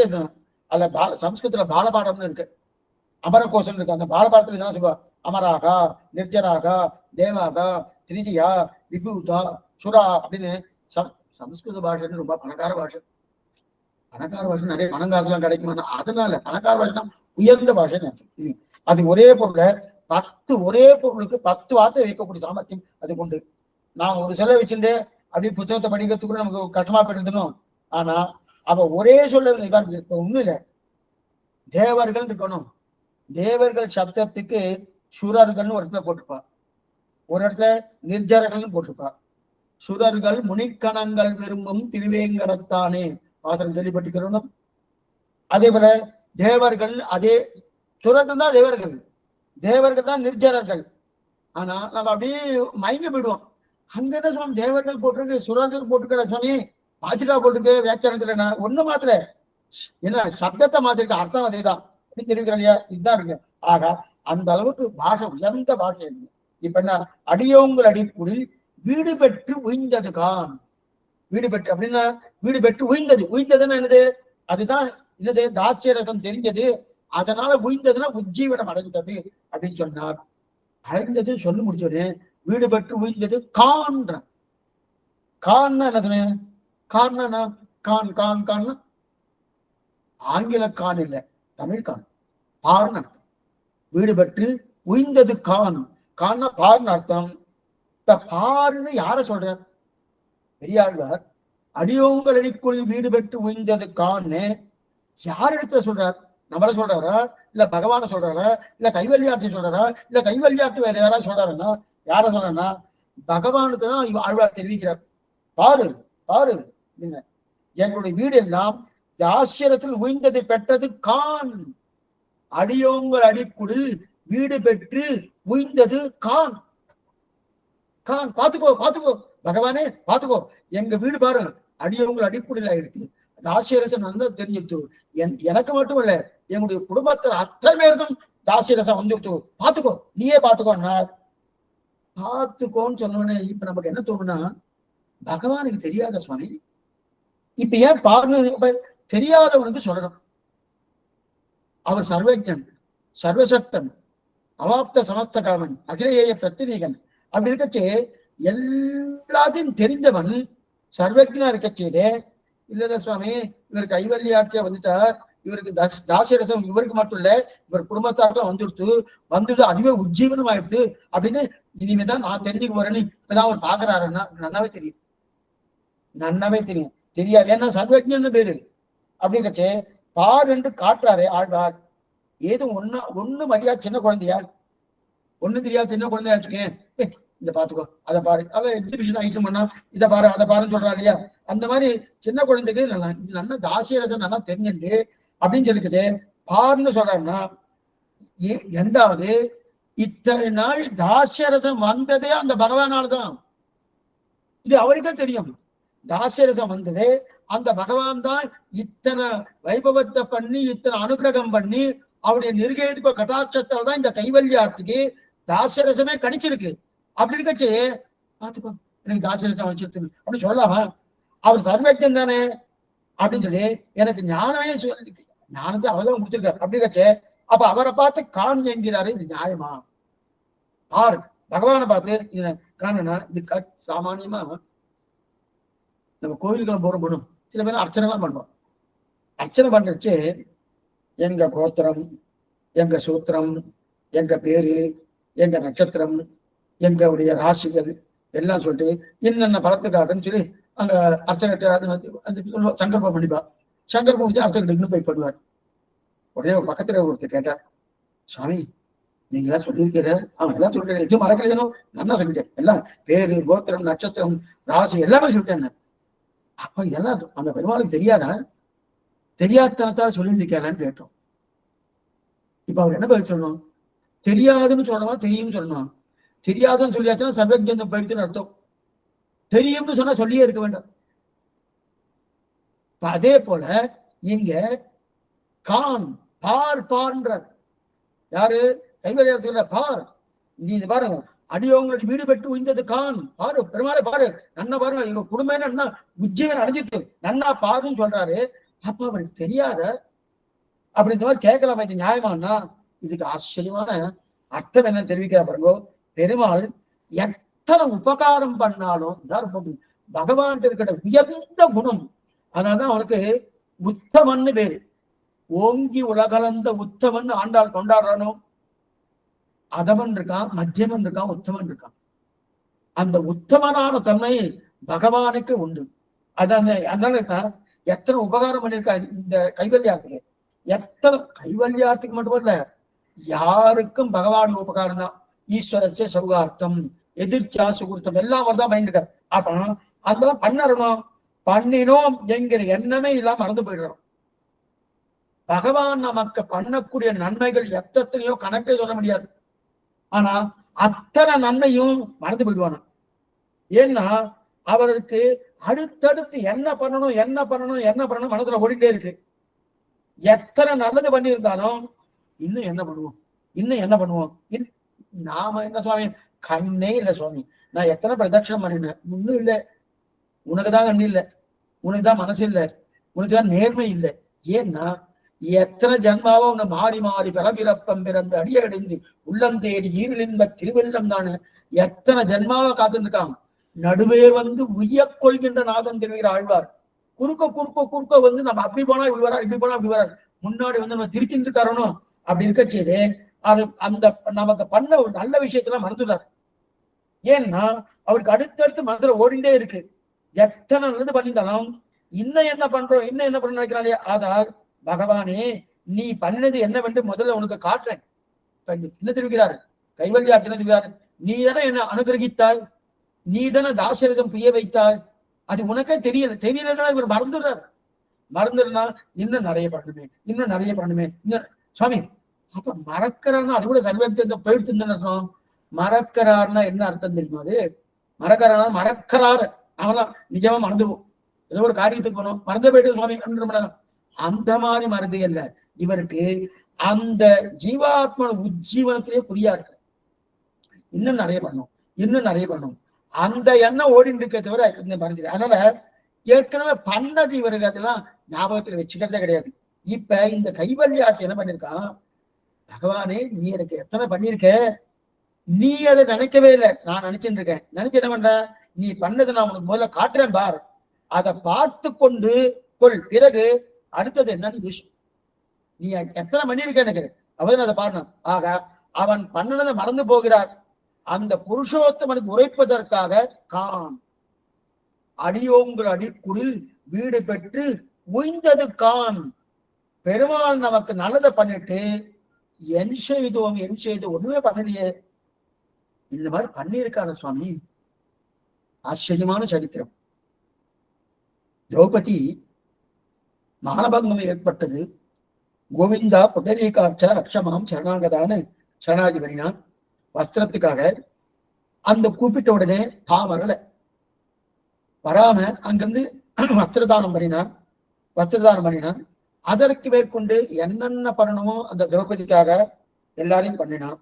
பண்ணி முடிச்சுதான். அதாவது நம்ம பூர்வாச்சாரம் திருப்பி என்னன்னா, திரௌபதியுடைய கழுத்துல மங்களசூத்திரம் நினைப்பதற்காக என்னென்ன காரியம் பண்ணினான். செத்தாறு மீட்டு, ஷாவாது நோக்கி, உருவம் நிலைத்த இடத்துல தேரை நடாத்தி, தூதி நடத்து, இது இத்தனையும் கண்ணன் பண்ணி முடிச்சுட்டு பரவத்து போயிட்டு இருக்கானோ.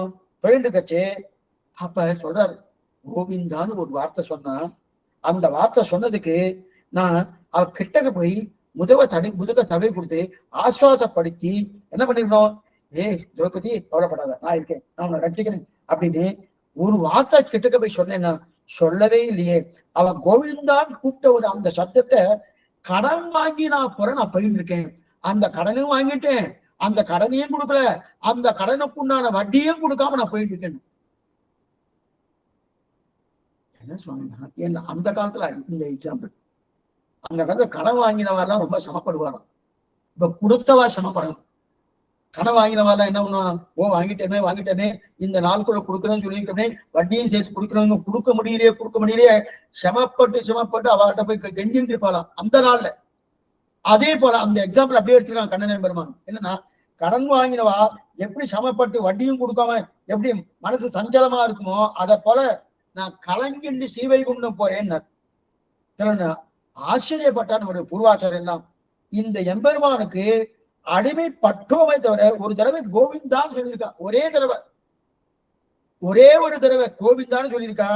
கோவிந்தான்னு சொன்னதுக்கு தூத்தியம் பண்ணி, சாரத்தியம் பண்ணி, பரீட்சத்தை ரட்சித்து, உள்ளே அந்த பரீட்சத்துக்கு உள்ளே சென்று காவல் காத்து, என்னென்ன பொய்யெல்லாம் சொல்லணுமோ பொய்யெல்லாம் சொல்லி, ஆயுதம் எடுக்க மாட்டேன்னு வேற சொல்லியிருக்கான்.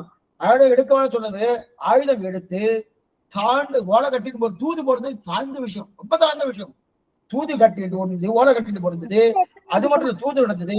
இப்படிப்பட்ட தாழ்ந்தவனுக்கு தேரோட்டியா இருந்தனும். யாருக்கு தான் தேரோட்டியா இருந்து ரத்தி அவன் இருக்கிறானோ, அப்ப தேரோட்டினது இது இத்தனை பண்ணினானோ. இதெல்லாம் எதுக்காக பண்ணினா, கோவிந்தான்னு ஒரே ஒரு சப்தம் சொன்னான். கோவிந்தான்னு ஒரே ஒரு சப்தம் சொன்னதுக்கு இத்தனை பண்ணியும் அவனுக்கு ஒண்ணுமே பண்ணலையே இன்னை சொல்லிக்கொண்டு பெருமாள் எழுந்துட்டான் இல்லையா.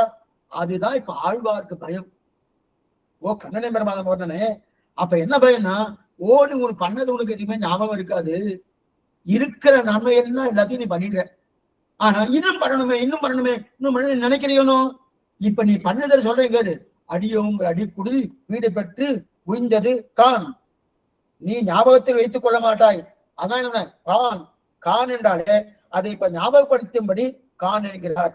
நீ இத்தனை நேரம் உபதேசித்து போகும், உபதேசிக்கணும், அது போதும். ஆனா நீ பண்ணின உபகாரம் என்பதை நான் உபதேசிக்கிறேன், கேட்டு இவர் உபதேசிக்கிறார். ஆழ்வார் உபதேசிக்கிறார், பெரிய ஆழ்வார். இத்தனை நாள் பகவான் ஆழ்வாருக்கு உபதேசம் பண்ணார். இப்ப ஆழ்வார், பெரிய ஆழ்வார் இப்ப பகவானுக்கு உபதேசம் பண்றார். நான் இனிமே உபதேசம் பண்றேன், நீ கேட்டுக்கோ. கான். அடியோங்கள் அடிக்குடில் வீடு பெற்று உய்ந்தது கான். பெருமாள் உபதேசத்தால் நாம் திருந்தின பிறகு நாமே அவருக்கு உபதேசம் பண்ணலாம். பெருமாளுடைய உபதேசத்தை நாம திருந்தின பிறகு நாமே அவருக்கு உபதேசம் பண்ணலாம். திருப்தியா கேட்டுப்பார், நன்னா திருப்தியா நன்னா கேட்டுப்பாரு. இத்தனை நாடி திருந்தாத வரைக்கும் உபதேசிப்பார். திருந்துட்டோம்னா நாம் உபதேசிக்கலாம் பெருமாளுக்கு. அந்த நாள் உண்டானா நம்மால் தான் உபதேசம் பண்ணார். என்ன பண்ணார்? ஆச்சாரியத்துல கரையேற்றுபவனுக்கு நாலாரம் அறிவிப்பன் தெரிவிப்பார். கரையேற்றுபவனுக்கு நாலார் பெரிய சொல்லிக்கை ஆச்சாரியத்துல அடிக்க மனமார பெருமாள். கரையேற்றுபவனுக்கு நாலாருனை இன்னன்னாருக்கு இன்னென்ன உபதேசம் பண்ணிட்டு வரார். அதிலே கரையேற்றுபவன் யாரு? பகவான் சிவன் நாராயணன். அந்த பகவானுக்கு நாலாறு அறிவிப்பர். நாலாறுன்னு என்ன சொன்னாங்க? 24 தத்துவங்கள். பொங்கைம்பொருளும் பொரியைந்தும் கருமேந்திரியம் ஐம்பூதம் எங்கு உயிரோ பிரகிருதி மானாங்கால மகன் கணிந்து 24 தத்துவங்கள். அது ஏன் சுவாமி நம்மாழ்வார் உபதேசம் பண்ணார்னா, ஆழ்வார் பரம்போதும் போத்து சித்தமா இருக்கார். முதல்ல என்ன? காலடைந்தோ தங்கட்கு தானே வழித்துணையாம் காலமேகத்தை கதியாக்கி தாரதாமார் பதிலிருந்து ஆரம்பிச்சார். திருமூர் ஆத்தன் வழித்துணை பெருமாள். அந்த பெருமாளா வந்தாச்சு, சித்தமா இருக்கார். சித்தமா காத்துட்டு இருக்கச்சு பெருமாள் வந்துட்டார், போறான். பெருமாள் வந்துட்டார். ஆழ்வார் கிளம்பிடலாமே. ஆழ்வாரும் போலாமே, சீவைக்கும் போலாமே ஆயிடுத்து. போலாமே சொல்றச்சு. 2 பேரும் போலாமே சொல்லிட்டு இருக்காரு, தவிர போகல, நகரவே இல்லை. ஆழ்வாரும் கிளம்பலாம் சீவை கொடுத்து சொல்லிட்டு இருக்காரு, பெருமாளும் கிளம்பலாம் சீவைக்கும் சொல்றாரு. பேசிட்டே இருக்க, நகரவே இல்லை. ஆழ்வார் ஏன் வரமாட்டேன்னு, எதுக்காக வரல அப்படின்னு கேட்கிறார். இல்லையே. அப்ப ஆழ்வார் சொல்ற, இந்த சரீரம் தொலைஞ்சாத்தானே நான் கிளம்பி வர்றதுக்கு. சரீரம் எப்படியே இருக்கு. இதை நீ உனக்கு நான் சொல்லலையா? ஒண்ணுமே இல்லை, உண்மை மட்டும் இந்த சரீரத்தோட அழிந்து போறேன், நான் தீர்மானம் ஆயிட்டேன். உண்மை மட்டும், ஆழ்வார் மட்டும் இந்த சரீரத்தோடு அழிச்சுட்டு போறேன்னு நான் தீர்மானம் பண்ணிட்டேன்னார். தூக்கிவார் கொடுத்து ஆழ்வாருக்கு. என்ன இந்த மாதிரி சரீரத்தோடு போகுதுன்னு சாஸ்திர சம்மதமே இல்லையே. சாஸ்திரம் இருக்கட்டும், ஆழ்வேர் என்னுடைய ஆனந்தத்துக்காக தானே. ஆமா, அப்ப எனக்கு எது ஆனந்தம்? உண்மை இந்த சரீரத்தோட அழிச்சுட்டு போடும், அதுதான் எனக்கு ஆனந்தம் அப்படின்னார். எத்தனை வார்த்தைகள்லாம் பேசணும், அத்தனையும் பேசினார். அப்ப ஆழ்வார் விதித்து போய், பகவானே இந்த சரீரத்தை விட்டுடு. பொங்கையும் புலனும் பொறியைந்தும் கரிவேந்திரியம் ஐம்புதம் மங்கவொட்டு உன் மாமாயை திருமாலின் சோழமேய நங்கள் கோனே யானே நீயாக என்னை அளித்தானே. பொங்கையும் புலனும் பொறியைந்தும் கரிவேந்திரியம் ஐம்பூதம் இங்கும் உயிரோ பிரகிருதி மானாங்காரமானது. இந்த சரீரத்தை எப்ப தொலைப்பாய்னு காத்துட்டு இருந்தேன். முதல் பாட்டுல இருந்து அந்த சொல்லிட்டு இருக்கேன். இன்னின்ற நீர்மை இனியாமராமை பொய் நின்ற ஞானமும் பொல்லா ஒழுக்கம் அழுக்குடம் இதெல்லாம் வேண்டாம் சொல்லிட்டு தரணும். இப்ப ஆழ்வார் சொல்றாரு, இப்ப பகவானுக்கு உபதேசம் பண்றாரு. நீ ஆசைப்பட்ட வாஸ்தவம் தான், அதற்காக இந்த சரீரத்தை அழிச்சிட்டு போகாது. நீ ஆசைப்பட்டுக்க வாஸ்தவம் தான். இந்த ஆழ்வார் சொல்றாரு. இப்ப கரையேற்றுமவனுக்கு நாலாரும் அறிவிப்பன் இல்லையா? நாலாறுனா 24 தத்துவங்கள் இல்லையா? அச்சித் தத்துவத்தோடு கூடிய இந்த சரீரம், இந்த 24 தத்துவம், இந்த சரீரம் இருக்கு இல்லையா? இந்த சரீரத்தை இங்க தள்ளிட்டு போகணும்னு பெருமாளுக்கு ஆழ்வார் உபதேசம் பண்றாருனோ. சரின்னு கேட்டு மாற்றிட்டாரனோ. வானேர வழி தந்த வாட்டாட்டான் பணிவகையே நானேற பெறுகின்றேன் நரகத்தை நகுநெஞ்சே தேனேறு மலத்துறவும் திகழ்பாதன் செடும் பறவை தானேறி திரிவான தாளிலையன் தலைமையினு அது நமது விதிவகையே. அருள் பெறுவார் அடியாகும் ஆச்சரியமா 10ஆம் 7ஆம் திருவாவிடி அந்த அருள் பெறுவார் அடியா அந்த பதிகத்திலே தெரிவிக்கிறார். அப்ப பெருமாள் ஆசைப்பட்டது சரீரத்தோடு அழைத்து கொண்டு போகணும்னு. ஆழ்வார் உபதேசித்தது இந்த சரீரம் வேண்டாம் அப்படின்னாரு இல்லையா? இதை தொலைச்சிட்டு இருந்தனாலே இப்ப பெருமாள், சரி சுவாமி, பெருமாள் சொன்னது ஜெயிக்கணுமா, ஆழ்வார் சொன்னது ஜெயிக்கணுமா? பெருமாள் தானே ஜெயிக்கணும். நான் சொல்லியிருக்கேன், என் விருப்பப்படிதானே மோட்சம், பெருமாள் தானே ஜெயிக்கணும். அப்ப அவர் ஆசைப்படித்தானே நடக்கணும்னா பகவான் ஆழ்வார்த்த சொல்றார், நிறைய புலவர்கள்லாம் என்ன விட்டு என்ன எழுதிட்டா, ஆனா உன்னை போல 10 ஆழ்வார்கள் எழுதுறா. ஆனா வால்மீகி எழுதுறார், வேதவியாசர் எழுதுறார். அவர் எல்லாரும் என்ன எழுதணும்னு ஆசைப்படுகிறேன்னா பெருமாள் சரீரத்தோடு கூப்பிட்டு கொண்டு போகணும்னு ஆசைப்பட்டான். நம்மாழ்வார் சரீரத்தை துறந்து போகணும்னு ஆசைப்பட்டார். பெருமாள் தன்னுடைய ஆசையை மாற்றிக்கொண்டு ஆழ்வார் ஆசைப்படி என்ன பண்ணார், கூப்பிட்டு போனான்னு வர எழுதி வைக்கணும். ஆழ்வார் ஆசைப்படியே தன் ஆசைன்னார். ஆழ்வார் ஆசை என்ன, இந்த தரீரம் ஸ்டாஜம், அதான் தன்னுடைய ஆசை வைத்துக் கொண்டு அந்த மாதிரி அதுதான் அது நமது விதி வகையே. நான் விதித்தபடி போகணும்னு பெருமாள் சொன்னான் அல்லவா, அப்ப நாம் அவனுக்கு வழி போகிறோமோ இல்லையோ அவன் நம்ம வழி வந்து என்னைக்குமே பகவான் அவர் வழி நம்ம போறோமோ இல்லையோ நம்ம வழிக்கு வந்துடுவார். நம்ம வழிக்கு வரணும்னா முதல்ல அவர் வழிக்கு நம்ம போகணும். அப்பனா அவர் சொன்னபடி அவர் திருவடியே கதி என்கிற நிலைக்கு நம்ம வந்துட்டோம் வச்சுக்கேன், அதுக்கப்புறம் நம்ம விருப்பப்படி வந்துடுவோம். நாம சொன்னபடி கேட்கறேன். இதை ஆழ்வார் நன்னா தெரிவிக்கிற, ஆஹா நாம் ஆசைப்பட்டபடி வேண்டியதெல்லாம் கொடுக்கிறான் இல்லையா, ஆனாலும் கொடுத்தோம் என்கிற எண்ணம் பகவான் கிடையாது. இப்ப என்னன்னா இந்த கைவல்யாருக்கு எல்லாம் கொடுத்ததிகள் கொடுத்துட்டு அந்த எண்ணமே இல்லாதபடியால பெரியார பார்த்தார். ஓ இவருக்கு அந்த எண்ணம் இல்லை, அவர் என்னெல்லாம் கொடுத்துக்காது அவருக்கே தெரியல. அப்ப காட்டமனும் அதுதான் வீடு பெற்று உய்ந்தது கான் கான் நீயே பார்த்துக்கொள் தாங்கள் உபதேசிக்கிறார்கள். அதாவது பெருமாளுக்கு உபதேசம் பண்ற அளவுக்கு ஆக்கிட்டார். அதுதான் பகவான். மற்ற தேவதைகளுக்கு பகவானுக்கு இருக்கக்கூடிய பெரிய வாசிகள் வித்தியாசம் என்னன்னா, மற்ற தேவதைகளாம் தாம் அப்படின்னு இருக்கும். நான் பகவானுக்கு தாசன்னு வந்துட்டு வச்சுக்கேன். ஆழ்வாருக்கு வந்து பெருமாள் கைங்கரியம் பண்ணார் தெரியுமா உங்களுக்கு? ஆழ்வார் திருவடியை பிடிக்கிறார். காட்கரையேத்தும் அதனுள் கண்ணா என்னும் வேட்கனை கூற நினைந்து கரைந்துகும் ஆட்கொள்வானத்து என் உயிருண்டமாயனால் கோட்குறைப்பட்டது என் ஆறுயிர் கொருண்டே அப்படின்னு தெரிவிக்கிறார். போகத்தில் தட்டுமாறும் சீரும் காட்கரையிலே கரையடிக்கும். ஆச்சரியமான ஆச்சாரிய தேக்காரர் தெரிவிக்கிற ஒரு சூத்திரம். போகத்தில் தட்டுமாறும் சீரம் காட்கரையிலே கரையடிக்கும் தெரிவிக்கிறார் இல்லையா, அப்படி இருக்கிறது. அப்படிப்பட்ட அந்த நாமே உபதேசம் பண்ற அளவுக்கு பகவான் நம்மளை மாத்திடுறார். யாருக்கு? யாரோ வழிபோக்கர்கள்ல, யாரும் இன்னொரு சிவ இஷ்டவாளுக்குள்ள, தனக்கே பகவானுக்கே உபதேசம் பண்ற அளவுக்கு நம்மளை உயர்த்திடுறார். அதனாலதான் யாக என்னால் பெருமான் உந்தன கடியோம் என்று எடுத்துப்பட்ட அந்நாளே அடியோங்கள் அடிக்குறில் வீடு பெற்று உய்ந்தது கான். இது வரைக்கும் பார்த்தோம். அதுக்கப்புறம் சென்னால் தோற்றி திருமதுரையில் சிறை குறித்து சென்னால் திட்டாதி இதுக்கண் சென்னால் தோற்றி வியாக்கியானம் வாசிக்கிறேன். பிரயோஜனாந்தரங்களை கைவிட்டு அனன்ய பிரயோஜனாரி ஆணி கோலாகில் இனி கிருத்தியவன் என்னில் உமக்கு மங்களாசாசன் பண்டிகையை கிருத்தியவென்கிறார்கள். விஷயமேது என்ன, சென்னால் அவதாரத்துக்கு ஏகாந்தமான நாளாகையாலே அடைய நாள் என்கிறார். தோற்றி அஜீந்திரமான விக்கிரகத்தை சகல மனுஜயன விஷயதாம் கதகா என்கிறபடியே முகவாதார் கண்ணுக்கு விஷயமாம்படி தோற்றுவிட்டு திருமதுரையில் அதுதானும் திவ்ய நிர்பயமான அயோத்தியல் என்றிக்கே சத்ருவான கம்சம் நடத்திக்கிற ஊரிலே. இதுவரைக்கும் பார்த்தோம். சென்னால் தோற்றி திருமதுரையில் செலை குனித்து ஐந்தலைய பைநாகத்தலை பாய்ந்தவனை உன்னை பல்லாண்டு கூறுகிறேன். இப்ப ஏற்கனவே பிரயோஜனாந்த பரராக வந்தீர்கள், இப்ப அனன்ய பிரயோஜனம் ஆகிட்டார். பிரயோஜனாந்த பரர்னு 4 பேரு, கைவல்யார்த்துக்கும் ஐஸ்வர்யார்த்துக்கும் அடிக்கடி சொல்லிட்டே இருக்கேன். அனன்ய பிரயோஜன பரர் பகவன் லாபார்த்தி, பிரயோஜனாந்த பரர் யாரு? கைவல்யார்த்தியும் ஐஸ்வர்யார்த்தம். ஏற்கனவே பிரயோஜனாந்த பரரா இருந்தேர், இப்ப அனன்ய பிரயோஜன பரரா ஆயிட்டாரு. இனி செய்ய வேண்டியது என்ன பண்ணணும்? ஆயிடுச்சு சுவாமி, பகவன் லாபார்த்தி ஆயிடுச்சு. பகவன் லாபம் இப்ப நம்மலாம் சமாசனம் பண்ணி முடிஞ்சதுக்கு அப்புறம் என்ன சுவாமி பண்ணணும்? சமாசனம் ஆயிடுச்சு சுவாமி, இனிமே எனக்கு மோட்சம் நிச்சயம், அதனால நான் பாட்டு என் காரியத்தை பண்ணிட்டு இருக்கலாம். அப்படிலாம் இருக்க முடியாது. நேத்திகம் ஒரு 4 நாள் மணி கூட அதை பார்த்துருக்கோம். அப்படிலாம் இருக்க முடியாது.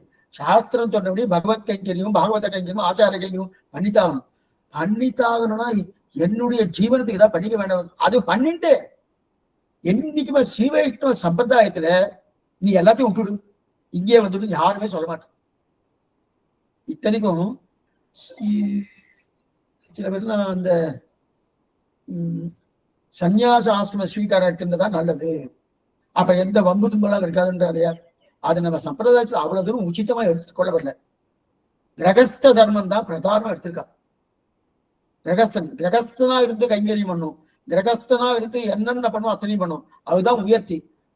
நீ சன்னியாசியா போயிட்டுன்னா அது ஒன்றும் பெரிய உயர்த்தியா நம்முடைய சமுதாயத்துல கொல்லப்படவில்லை. ஆனா ஆழ்த்த சுவாமி எம்பெருமா இருக்கார், மணவாள மாமன் இருக்கார், நஞ்சியறிவெல்லாம் இருக்காருன்னா அவளுக்கெல்லாம் வேற வழி கிடையாது. ஏன்னா நிறைய அவளுக்கு ஆச்சோச்சம் வந்துருது, தீட்டு இதெல்லாம் வந்துருது. அந்த தீட்டு வந்தபடியால அதெல்லாம் அந்த சிரமங்கள் வந்து அப்ப பகவத் கைங்கரியமோ பாகவத கைங்கரியமோ ஆச்சாரிய கைங்கரியமோ சிரமப்படுறது, அப்ப பண்ண முடியாம நிர்பந்தம் ஏற்படுறது. அதற்காக மணவாள மாவளிக்காகட்டும் இது பண்ண இருக்கட்டும். அப்படி இருக்க செய்து இப்ப இவர் என்ன சொல்லிட்டு இருக்காரு, பல்லாண்டு பாடுதான் கர்த்தவியம். அப்ப அனன்ய பிரயோஜன பரவாயில்லையே, நீ செய்ய வேண்டியது என்ன, பல்லாண்டு பாடணும். சரி சுவாமி, பல்லாண்டு பாடணும், எதுக்கு பல்லாண்டு பாடணும், எதுக்கு பல்லாண்டு? அதுக்கு சமாதானம் தெரிவிக்கிறார். சன்னால் தோற்றி திருமதுரையில் சிலை குளித்து ஐந்தலைய பைநாகத்தலை பாண்டவனே. 2 சரித்திரம் எடுத்திருக்கார். அப்படின்னா அவதாரத்துக்கு ஏகாந்தமான நாள் பகவான் அவதரித்தது ஏஷநாராயண ஸ்ரீமான் ஸ்ரீராம் நவனிகேதனக நாகபரியங்கமஸ்ருத்த அவதோ மதுராபுரன்னு மதுரையில அவதாரம் பண்ணார். ஆனா அந்த அவதாரத்தை உகந்த நாள் எது? சென்னால் தோற்றி திருமதுரையில் சிலை, திருமதுரை அந்த மதுரை தான் ஆவணி மாசம் ரோஹிணி நாள் அவதாரம் பண்ணாலே அது அந்நாளை சென்னால் என்றார்.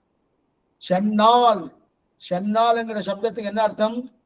பகவான் கண்ணன் அவதாரம் பண்ண நாள் ஆவணி மாசம் ரோகிணி நட்சத்திரம். நமக்கு ஒன்றும் வரல, இனிமேதான் வரப்படுது 15ஆம் தேதி இந்த மாசம் பண்ணிது. அப்ப அந்த நாள் இல்லையா, அப்ப அது உயர்ந்த நாள் இல்லையா, அந்த செம்மையான உயர்ந்த நாளாக இருக்கிற அந்த நாள், அந்த உயர்ந்த நாளில் தோன்றினானோ.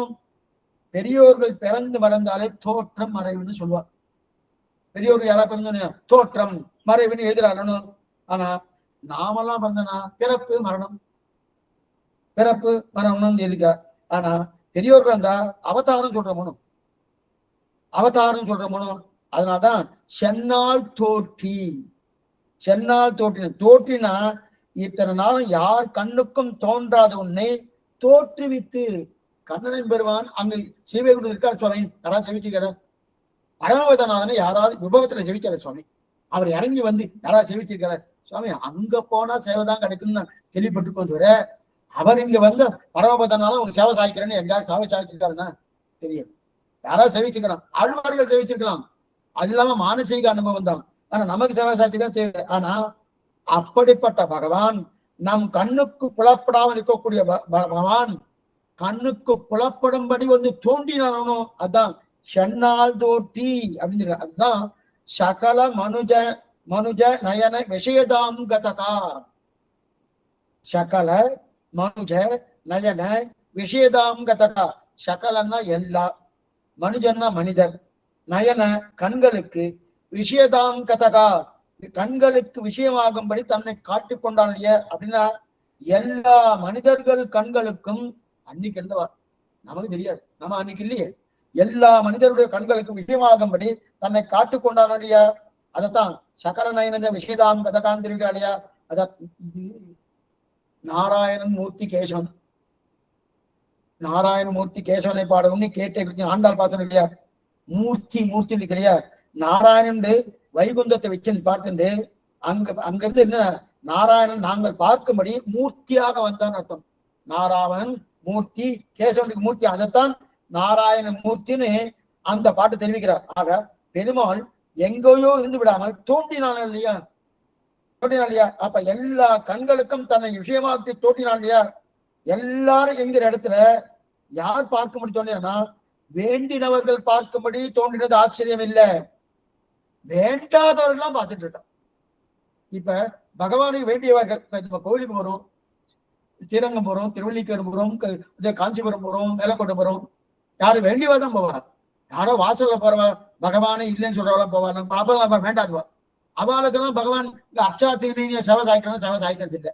ஆனா இங்க என்னன்னா வேண்டியவர்கள் வேண்டாதவர்கள் அத்தனை பேருக்கும் பகவான் சேவை சாய்ச்சிருக்கான். வேண்டாதவர்கள் யார் சுவாமின்னு கம்சன்னு பார்த்திருக்கான், பூத்தனா பார்த்திருக்கான், சகடாசுரம் பார்த்திருக்கான், அகாசுரம் பார்த்திருக்கான், என்னன்னு அவெல்லாம் கிருஷ்ண விரோதிகள், கிருஷ்ண விரோதிகள். இவெல்லாம் என்ன உகாதவர்கள்னு பேரு. அப்படி உகாதவர்கள் அவெல்லாம் பார்த்திருக்க சேவை சாய்ச்சிருக்கானோ. சென்னால் தோற்றி திருமதுரையில் சிலை குனித்து, திருமதுரையில் அதாவது பிறந்தது அயோத்தியில அவத பிறந்திருக்கலாம்.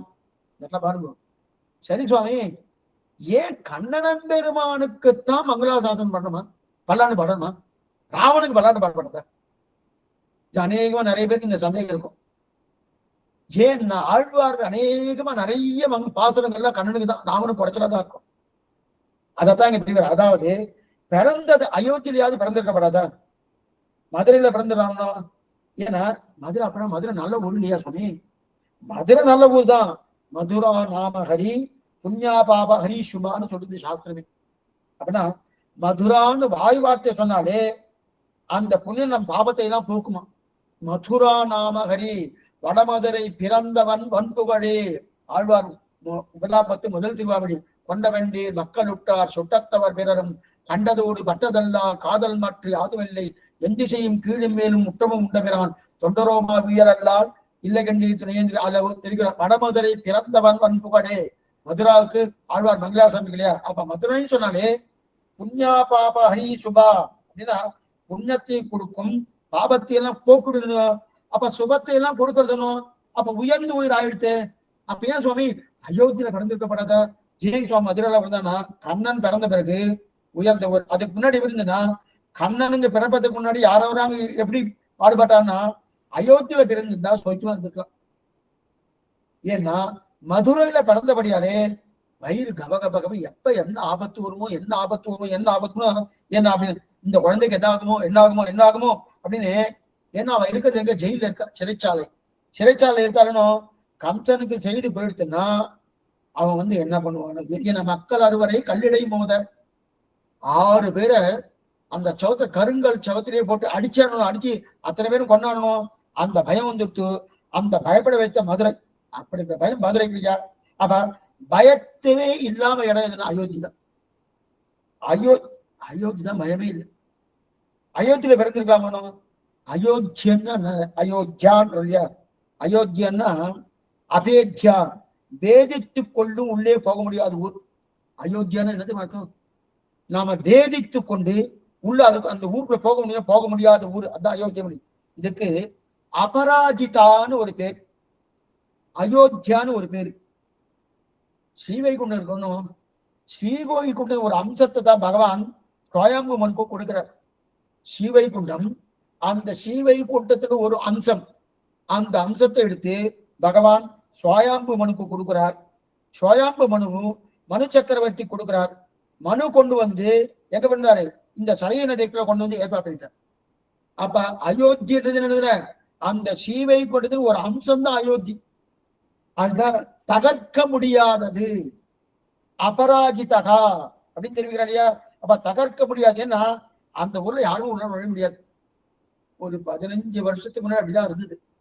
அந்த பெருமாளை சேவிக்கணும்னா சுத்தி மிலிட்டரி தான் இருப்பா. இன்னைக்கு சிரமமே இல்லாம நல்லா ஏற்பாடு பண்ணிட்டு அரசாங்கம்.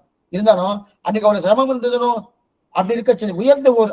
அந்த ஊர்ல பிறந்திருந்தா பயம் இல்லாம இருக்கலாமே. ஏன்னா நிறைய சுற்றி மதில்கள் இருக்கு. அங்க நெடுமதில் அயோத்தி என்னும் குலசேகராவை தெரிவிக்கிறானோ அப்படி இருக்கச்சது. அப்படிப்பட்ட அயோத்தி இருக்கு. அது மட்டும் இல்ல, எப்படி இருந்தாலும் நாங்களாம் கவலைப்பட்டே இருப்பாட்டோம்னா மதுரையில பிறந்தபடியால பயன்ற.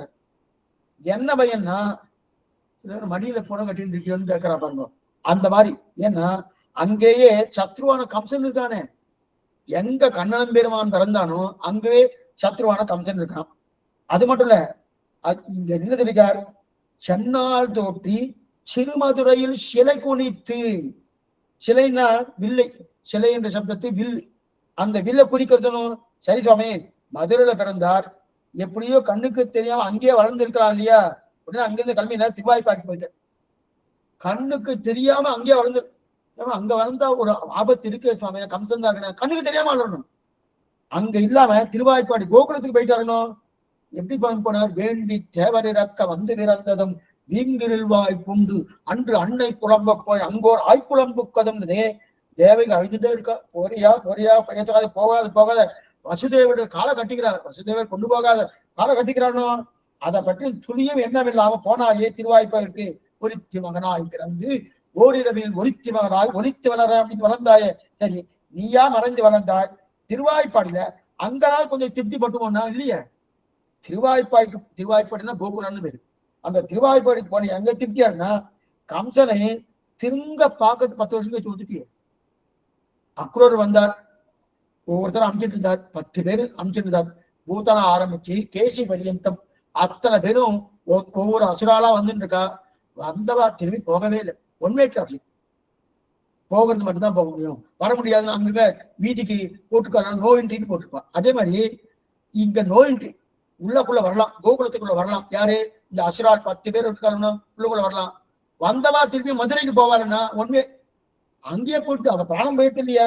அதான் என்ன பண்ணா, அக்ரூர ஆயிடுச்சுட்டு 10 வருஷம் கழிச்சு வர சொன்னானோ.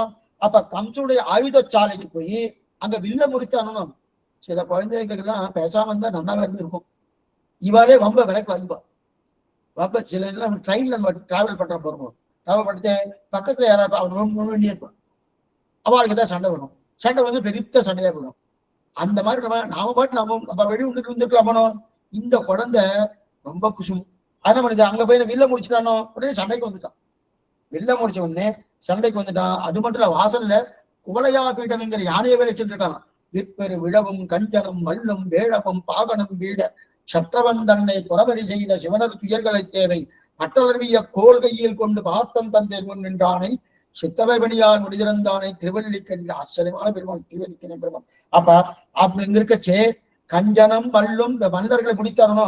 மல்லாண்டதின் தோல் மணிவண்ணான்னு பிடித்தான். நேர கம்சனுடைய குஞ்சு விடுத்து அவனையும் முடித்தான். இதெல்லாம் பூசன். சண்டை வளர்ந்து விடுவதற்காக எங்கேயே போய் இதை ஒடிச்சுட்டா பெரும் ஆபத்து வந்துடணும். பேசாம இருந்தா எந்த ஆபத்தும் கிடையாது. அந்த மாதிரி இல்லாம ஒவ்வொன்னும் சில பேர் ஏன் நோண்டிண்டே இருக்குன்னு, அது என்ன சப்தமும் தெரியாது. நோண்டுதல்னு ஒரு சப்தம் இருக்கான்னு தெரியல. ஆனா ஏன் நோண்டிண்டே இருக்குன்னு கேட்கிறா பாருங்க. அந்த மாதிரி கண்ணன் போனா பேசாம இருக்கணுமோ, எத்தையோ பண்ணிட்டு இருக்காரு, அப்ப வம்பு வைத்தணும். அதே போல கண்ணன் போய் முதல்ல வெளியே உடைச்சிட்டான். உடைச்சதுக்கு அப்புறம் யாரோ 2 பேர் தலையை ஊட்டி இருக்கா அப்படின்னு சொல்லிட்டு உடனே சண்டைக்கு வந்துட்டானோ. அப்ப ஊரே அல்லோல படுறச்சு. இவர் எங்க போனார் எங்கன்னு தெரியல, மதுரையே காணும். அப்படி இருக்கச்சு மதுரையும் காணும், திருவாய்ப்பாலும் காணும். எங்க போனான்னா, எங்க போனார்னு கேட்க, விஷ்ணு சித்தன் மனத்தே கோயில் கொண்ட கோவலன். பகவானுக்கு அவருக்கு ரொம்ப சௌக்கியமான இடம் தெரியுமா? ஆழ்வாருடைய திருவுள்ளம். ஆழ்வாருடைய திருவுள்ளத்தை போல அவருக்கு சௌக்கியமான இடம் கிடையாது. வேர் தங்கள் குலத்துதித்த விஷ்ணு சித்தன் மனத்தே அந்த அங்கேயே தேவகாரம் வருவோம். விஷ்ணு மனம் கோயில் கொண்ட கோவலன் சொல்லியிருந்தா விஷ்ணு சித்தன் மனமும் இருக்கு, வேற இடமும் இருக்குன்னு அர்த்தம். விஷ்ணு சித்தன் மனத்தே கோயில் கொண்ட கோவலன் இருக்கு இல்லையா. ஏன்னா இதெல்லாம் அந்த ஊர்ல பண்ணி முடிச்சுட்டு நமக்கு இந்த மதில் வேண்டாம், ஆனா ரொம்ப ஜாகிரதையா இருக்கணும். ஜாகிரதையா இருக்கிறதுக்கு இடம் எந்த இடம்? நல்ல சௌக்கியமான இடம், எந்த ஆபத்துக்கள் இல்லாத இடம் என்னன்னா ஒண்ணுமில்ல சுவாமி, பெரியாழ்வார் திருவுள்ளம் தான் ஆபத்து இல்லாத இடம். அங்க போய் மறைஞ்சு நல்லா வாழ தொடங்கின. அப்ப வேர் தங்கள் குலத்துதித்த விஷ்ணு சித்தன் மனத்தே கோயில் கொண்டவன். ஆஹா, எல்லா இடத்துலையும் விட்டுட்டு பனிக்கடலில் பள்ளிகோலை படக விட்டு ஓடி வந்த மணக்கடலில் வாழ வல்ல மாய மனாவனம்பி தனிக்கடலை தனிச்சுட. நிறைய வாசல்கள் 1 2 கிருஷ்ணானுபவம் ஒரு தனி தட்டு சொன்னீங்கன்னா. அப்ப ஆழ்வார் மனசுல புகிறாரனோ. அப்ப பூசல்னா சண்டை. அதே மாதிரி அந்த மாதிரி ஆக சென்னால் தோற்றி திருமதுரையில் சிலை குனைத்து அது வரைக்கும் பார்த்தோம். அதுக்கப்புறம் 5 அலைய பைநாகத்தலை பாய்ந்தவனே உன்னை பல்லாண்டு கூறுதுன்னு நாளைக்கு இது பூர்த்தியாடுங்க பாசனம். அதுக்கப்புறம் 11வது பாசனம் என்னன்னு பார்க்கணும். இப்ப ஏதாவது சந்தேகம் வந்து அவசியம் கேட்கணும், பிரார்த்திக்கிறேன். நாளைக்கு கார்த்தால 10 மணிக்கு ராமாயணத்தை காலக்ஷேபம்.